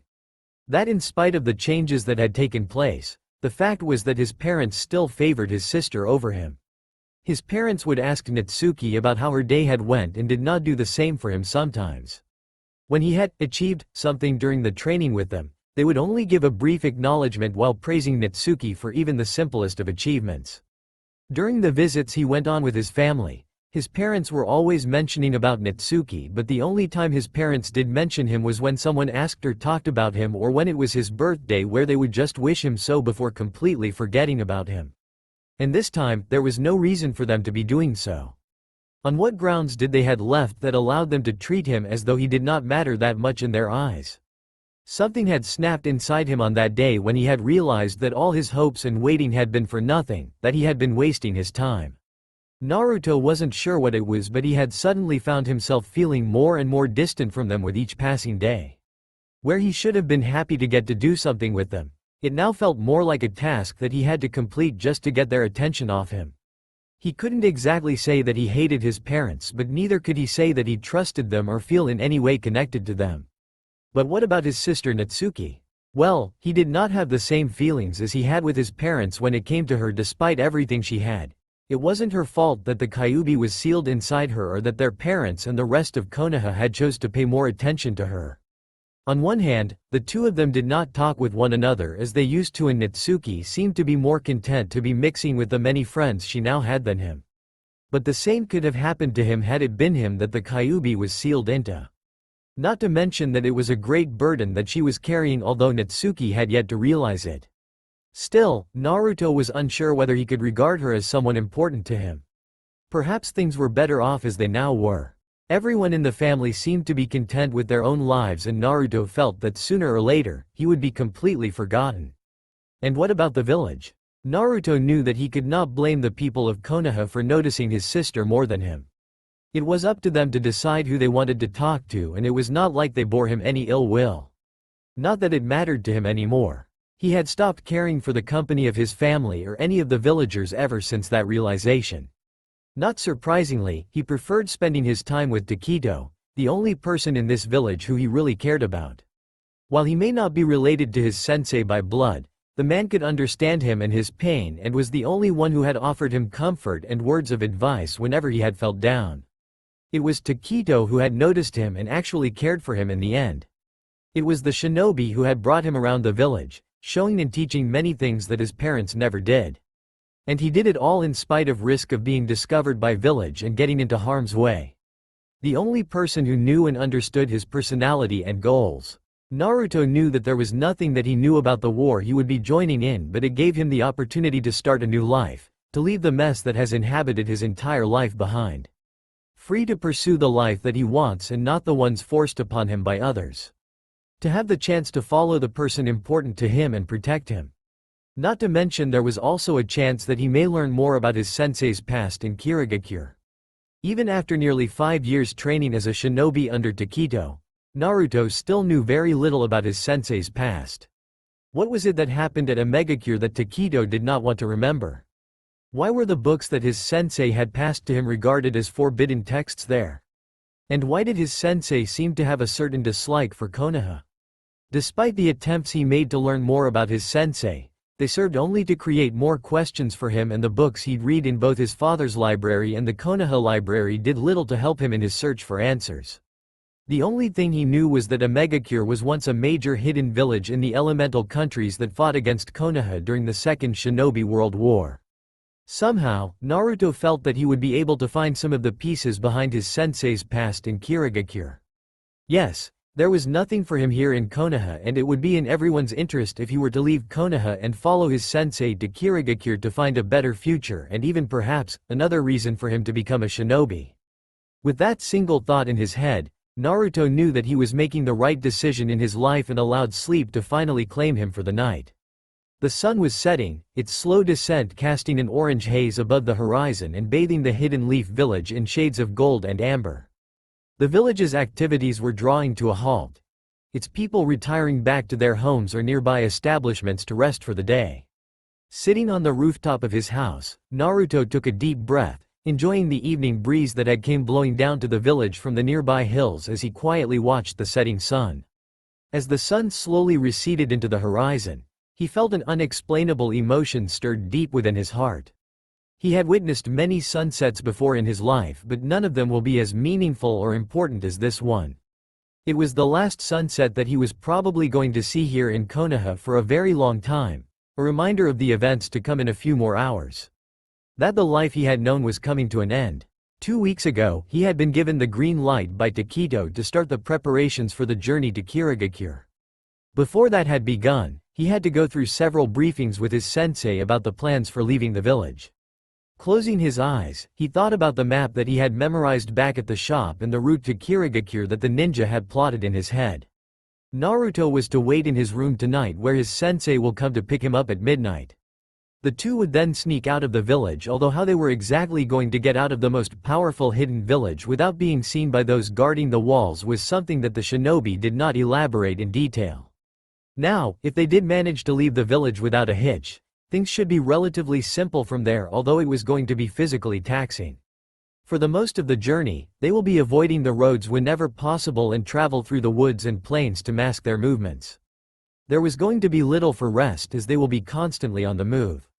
During the journey, they were going to make a stop at a city by the name of Atofika 1.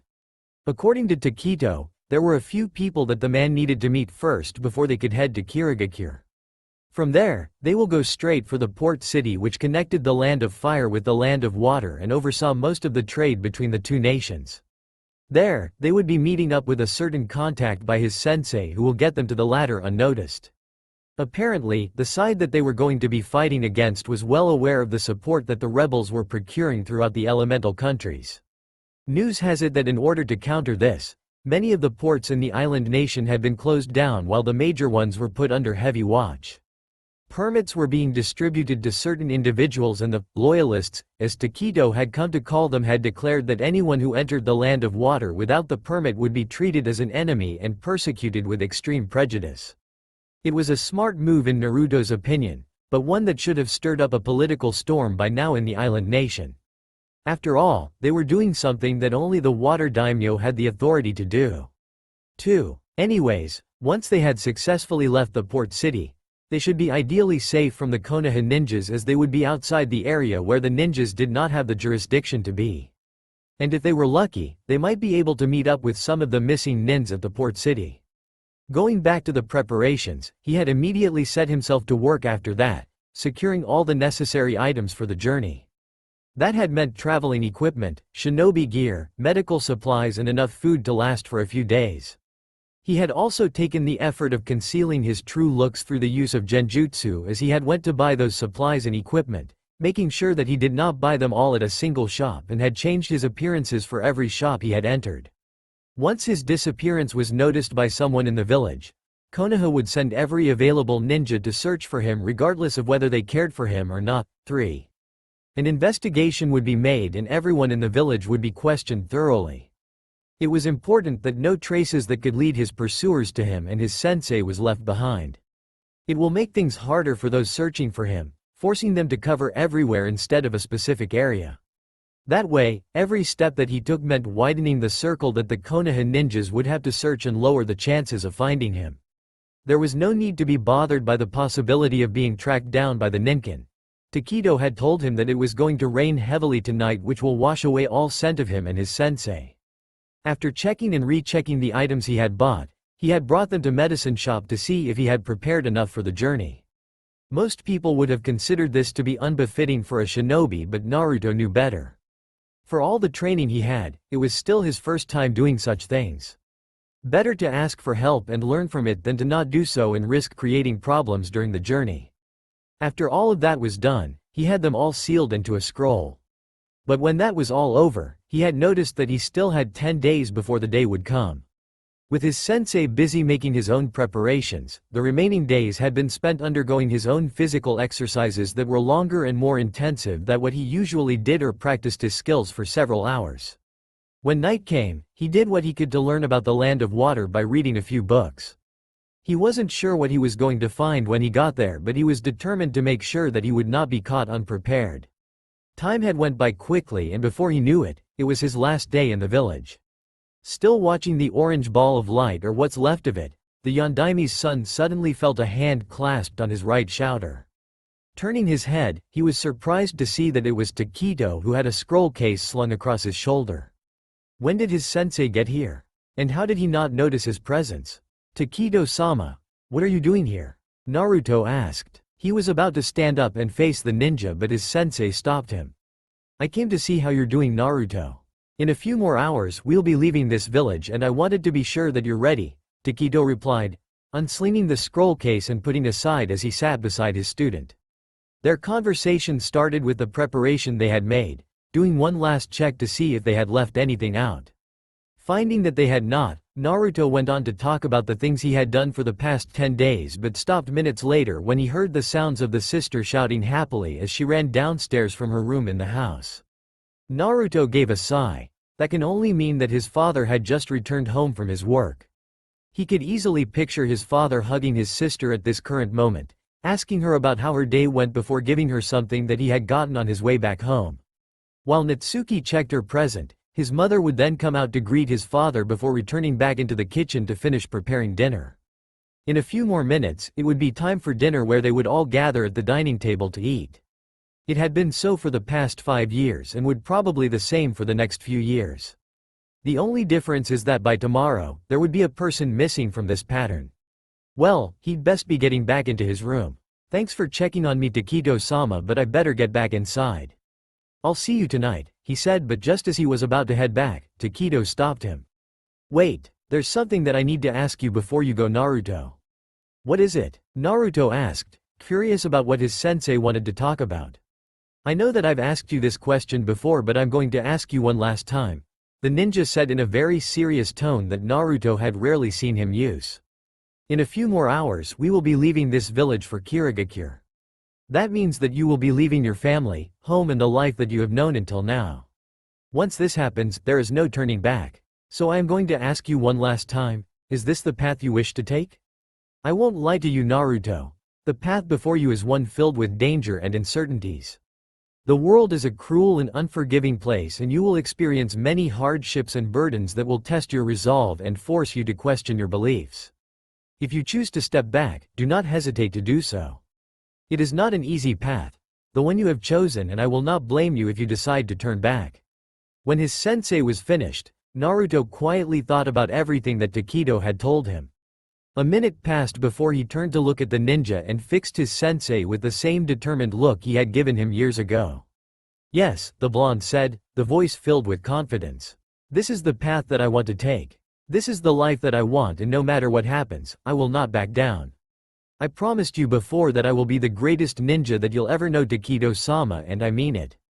There was a tense and silent moment that lasted for a while before Takedo finally nodded his head in acknowledgement. I see. Turning to look at the darkening sky, Takedo mumbled something that Naruto could not hear before facing him once more. Well, if that is the case, then there is something I would like to give you, the shinobi said as he pulled out a scroll from the scroll case and handed it over to his student. Taking the scroll with both hands, Naruto wanted to ask his sensei about its contents, but his sensei raised his hand, gesturing him to be silent. Naruto, you are no longer a civilian. From here onwards, you are officially a shinobi. Perhaps not one in the eyes of your family or anyone else, but to me, you are now one. And in time, you will be seen and respected as one to the rest of the world.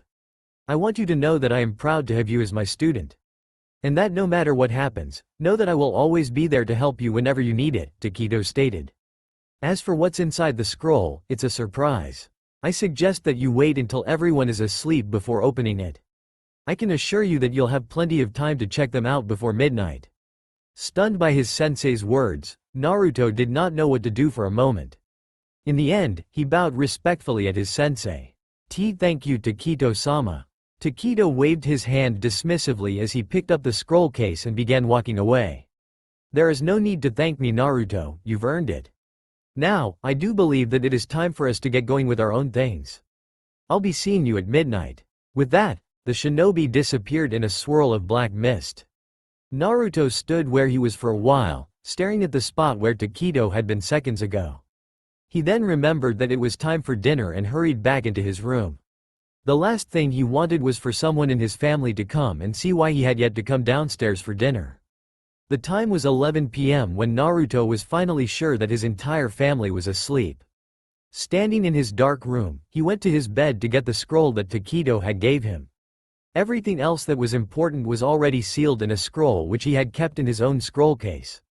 He had checked the entire room one last time after dinner and had found nothing in the room that he had left behind that might become a clue to his departure. Having slept early in the afternoon, he was fully awake to carry out whatever that needs to be done to get out of Konoha and for the journey ahead. To sum it all up, he was ready to leave this village and travel to Kirigakure. This meant that he had an hour on his hands to see what was inside that scroll. With the door locked out of caution, he proceeded to open the scroll. When he activated the seal, he was surprised by the contents of the scroll that appeared before him. It was a complete set of ninja clothing and a kusarigama meant just for him. From the outside, the clothing looked like any ordinary civilian clothing, but further examination revealed several unique differences. An armor was concealed in between the layers of cloth at the body section. At the sides of the trousers, the Yondaimi's son found several hidden pockets with enough space to carry a few small and basic ninja tools. The ninja clothing also came with a pair of ninja sandals, metal shin and arm guards, and shinobi gloves. It didn't take long for him to realize that the shinobi clothing had a particular advantage. The shinobi clothing Taketo had given him looked similar to those worn by the Anbu. However, it had an extra stealth capability which lies in the fact that the body armor was concealed. Without the shin and arm guards and the gloves, he would look like a normal civilian. This meant that he could blend among the civilian populace without much problem and still retain some additional protection for his body. Putting the entire set on, he noted that it suited him perfectly. More interesting was that it was rather light and did little to impede his movements. And despite being light, Naruto somehow did not doubt its ability to protect him. For the kusarigama, there wasn't anything special about it, although it looked like it was of exceptional quality. It was a bit heavier than the one he used in his training, but he was sure that a few hours of practicing with it should get him adjusted to it. As he spent more time inspecting his present, he wondered if his sensei had them made in the land of iron and delivered here. Both presents felt like they were of great quality, and based on the knowledge he had, the blacksmiths in that land were easily capable of making such weapons and armor. And it wasn't the first that these same people offered their services to those who weren't samurai. Looking at the clear starless sky from the window in his room, Naruto silently made a promise that he would do his best to make his sensei proud. It was the least he could do after everything Taketo had done for him. No one else had ever done this much for him. Not even his own parents, and the blonde doubted that they would have done so even if they had chosen not to neglect him. He checked the time through the small clock that he had in his room. 11:40 p.m. 20 minutes were all that remained before his sensei would be coming here. Seeing that tonight was going to be full of sneaking, he decided to only wear his civilian clothing and kept the rest away. His main priority was stealth, and getting involved in a fight was to be avoided at all cost.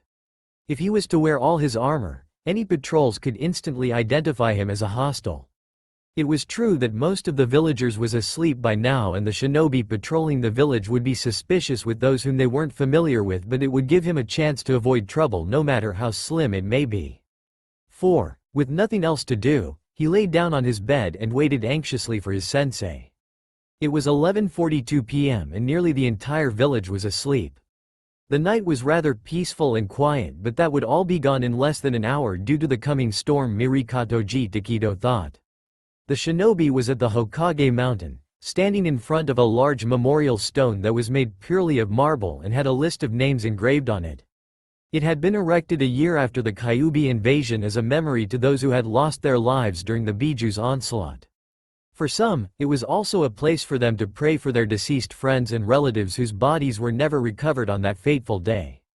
Like them, the memorial stone had served as a place for him to pay his respects to the deceased Sandaime for the past decade.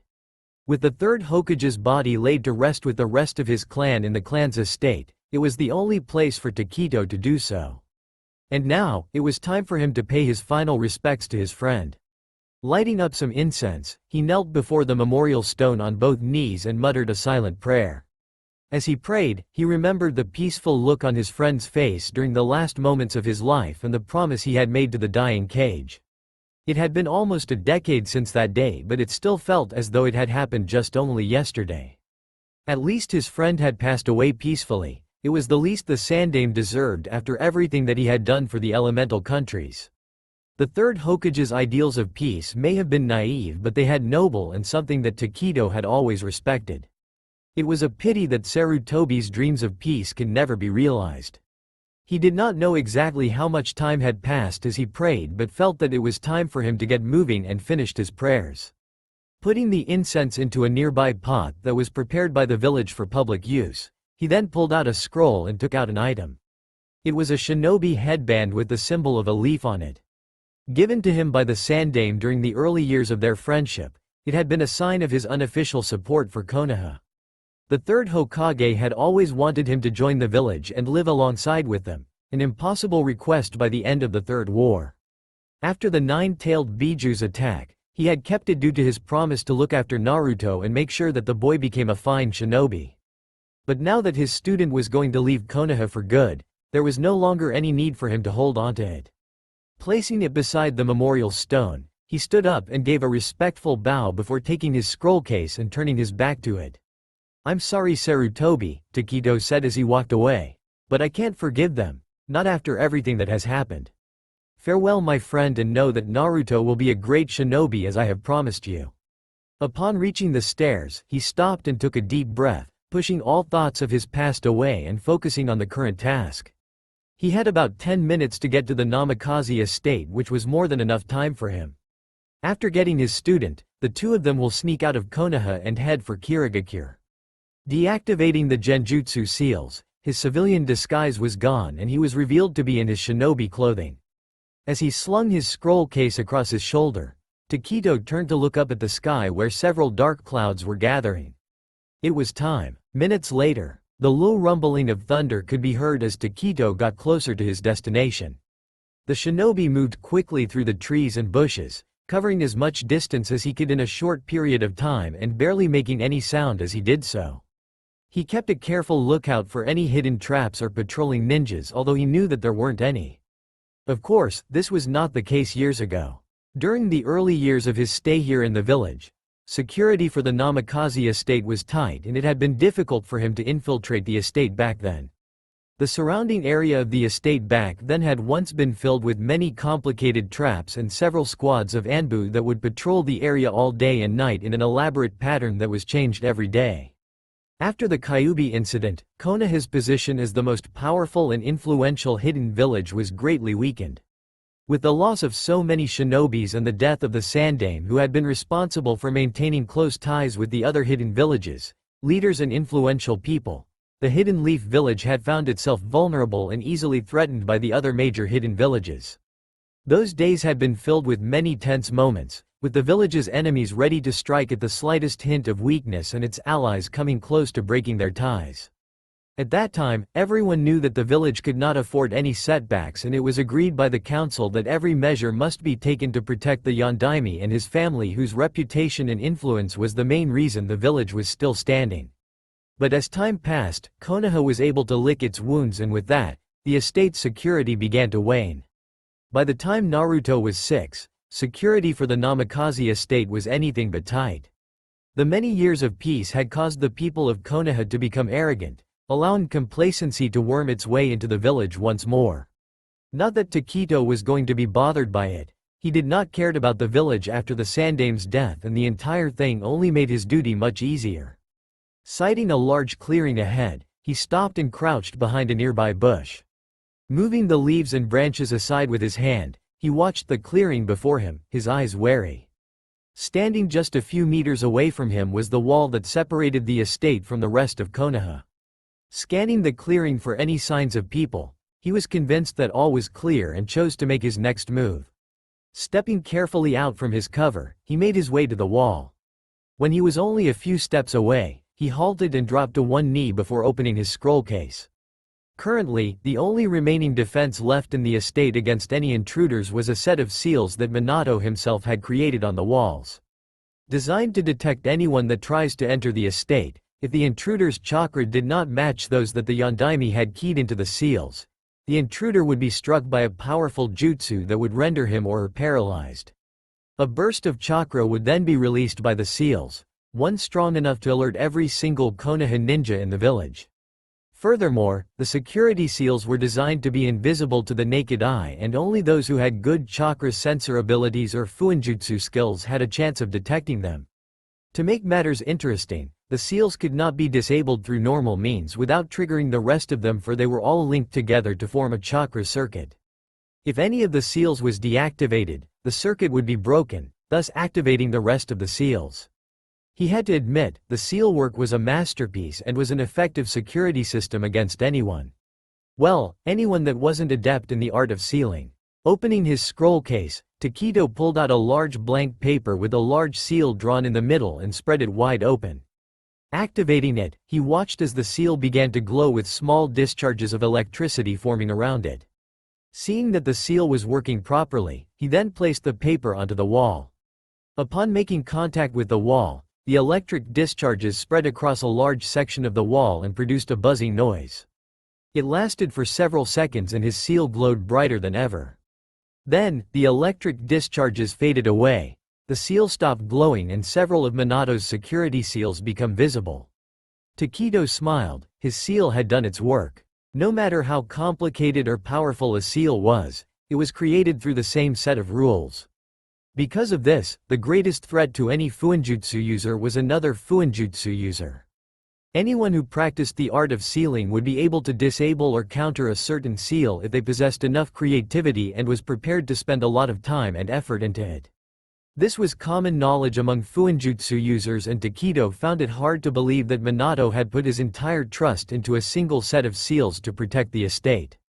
Then again, perhaps he shouldn't be surprised at all.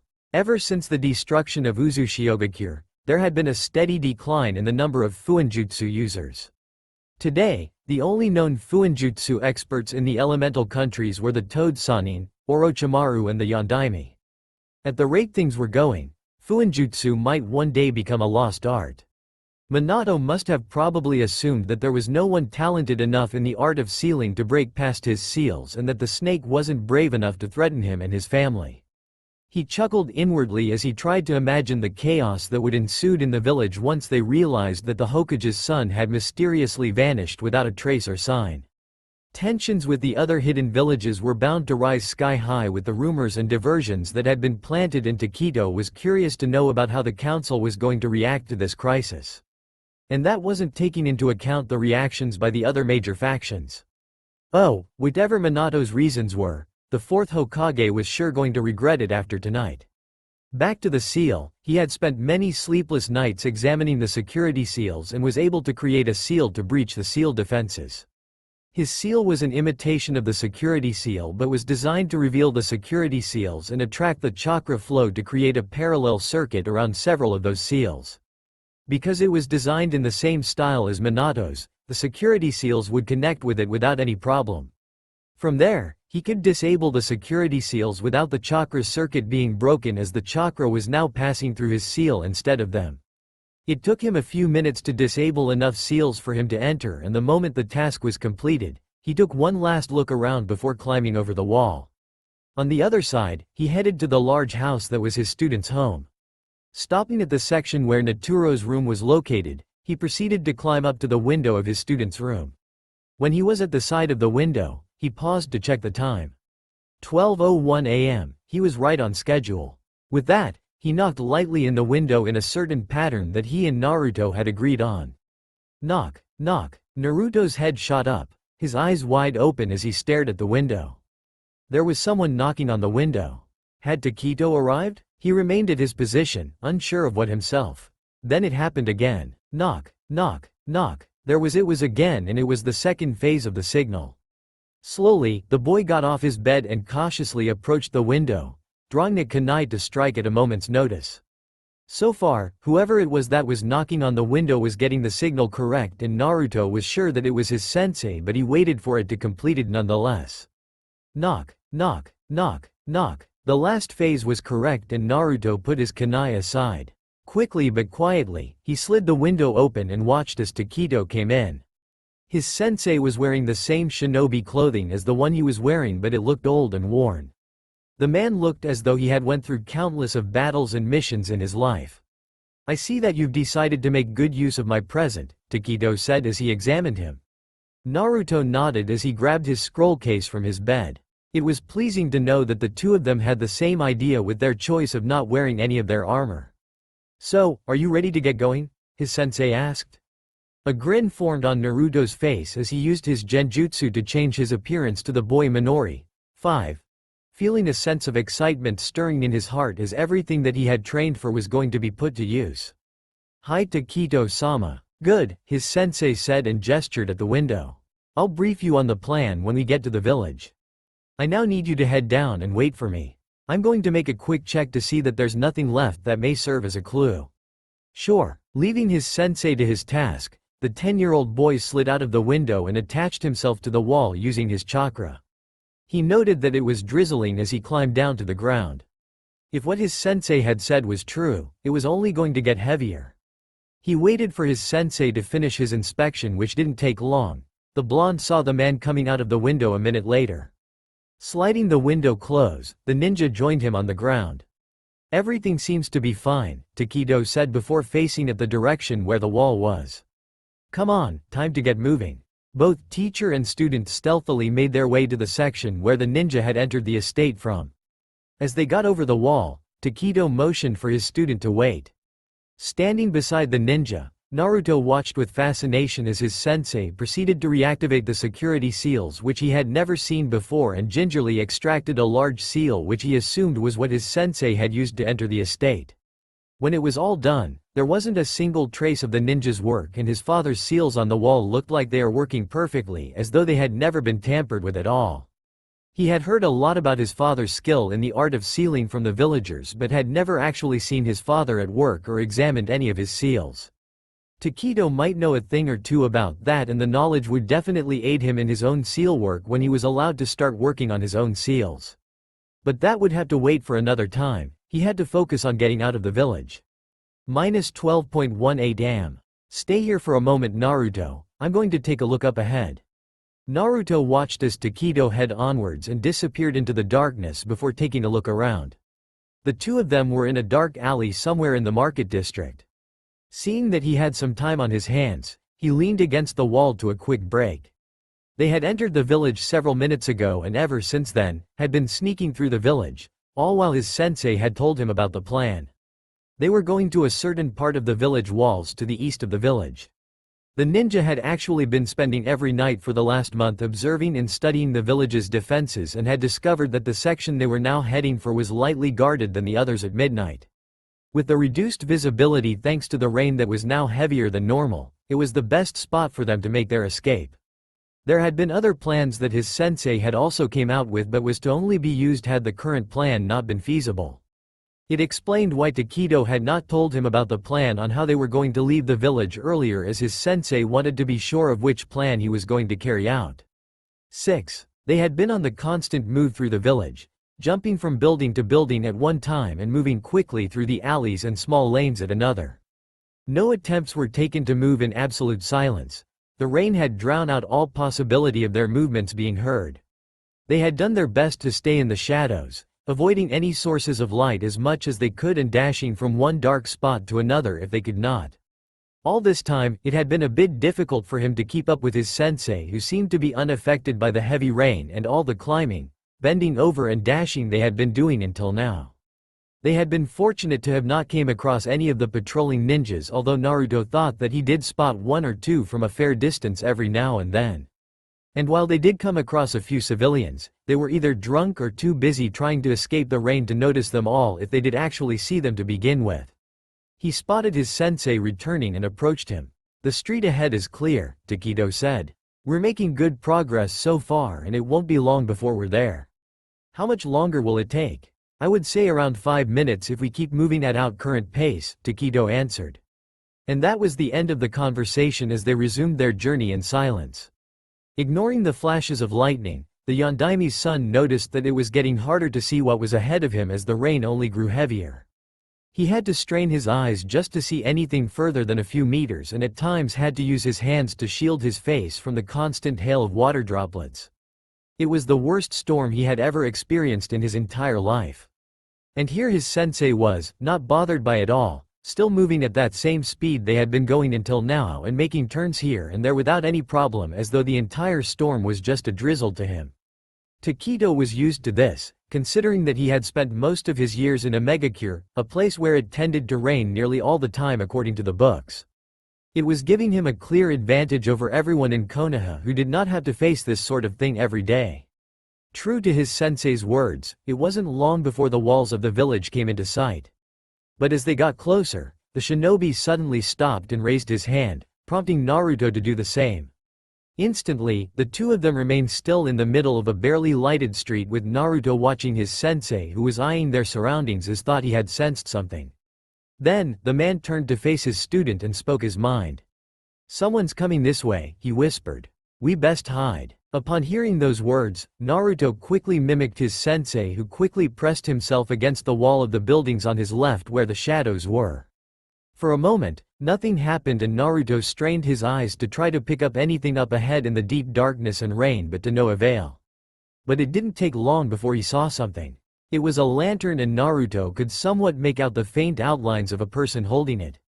And he or she was heading down the same street where they currently were.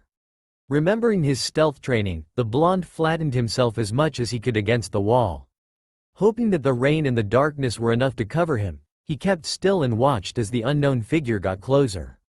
When the figure passed by the two of them, Naruto could see that the figure wore a ninja vest that had a four-pointed star with a fan in the center on the shoulder which revealed the figure to be a member of the Konoha Military Police Force, 7. So far, it seemed that the police had not spotted the both of them although he or she was moving very slowly which annoyed Naruto to no end. Then, much to his fears, the police turned to look exactly at where he was hiding and Naruto felt his heart skipped a beat. Instead of panicking like any ordinary children would have done, the Hokage's son felt his training kicked in and remained calm, holding himself from shaking with fear. With a great deal of effort and discipline, he forced himself to breath at a slow and steady pace. Reminding himself mentally to stay calm over and over, the blonde waited for the police to be finished with inspection. Time itself seemed to slow down as the few seconds that went by suddenly felt like hours to him. In the end though, the police turned his attention away from him at last and walked away to continue patrolling the village much to his relief. Despite this, he chose to stay rooted at his place until Takedo finally emerged from his hiding spot a minute later and did the same. "Did that person spot us?" Naruto asked the shinobi to be sure. His sensei did not say anything but looked in the direction which the police had walked away to for a while before shaking his head. He then gave Naruto a worried look. "Are you alright, Naruto? You seemed a bit shaken." "I'm fine, Takedo-sama," Naruto responded. "It's just that for a moment there, I thought that we were going to get discovered." "I see. Well, if you believe that you're okay, we better get moving." "Got it." Continuing their journey, they stopped when they were only a street away from the wall and climbed up a nearby building. Taking position at the top of the building, Naruto watched his sensei scan the wall and the surrounding areas before them. "I see only 2 ninjas guarding this area. Barely enough to keep this entire area properly monitored." Takedo then turned to look at Naruto. "Alright, this is it, Naruto. Once we get past the walls, we will be free to head for Kirigakure. Stay low and follow me as closely as you can. When we get to the wall, the both of us are going to have to climb and get over it as fast as we can. Don't worry about those two, we'll be making our move when their attention is away and I doubt that they will be able to see us in this condition. Is that understood?" "Hi, Takedo-sama." Confident that his student understood his orders, Takedo turned to look back at where Naruto assumed was the guards. Minutes passed before his sensei finally gave the signal for them to make their move and jumped down. Naruto followed him, landing onto the street with barely any sound and quietly made his way past the streets to the wall. When he reached the wall, he quickly ran up the wall with his sensei, his mind racing with all sorts of thoughts. What if the guards that Takedo had mentioned about were looking at this way now? Had they spotted the two of them? Were they even now signaling the alarm or calling for the other ninjas? Nothing of that sort happened, and as Naruto reached the top of the wall, he deftly flipped himself over and landed smoothly on the ground on the other side with a grunt. "Quick, follow me," Takedo said. Naruto instantly got up and followed his sensei, who was already running into the forest straight ahead, unable to believe that they had just gotten out of Konoha without being spotted at all.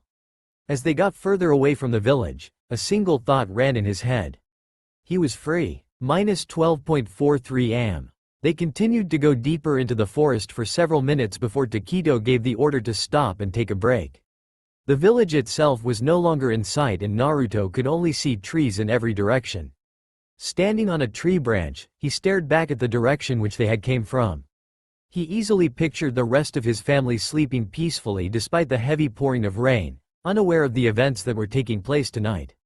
They were likely to not notice his disappearance until it was dinner time and will never understand how or why he had left.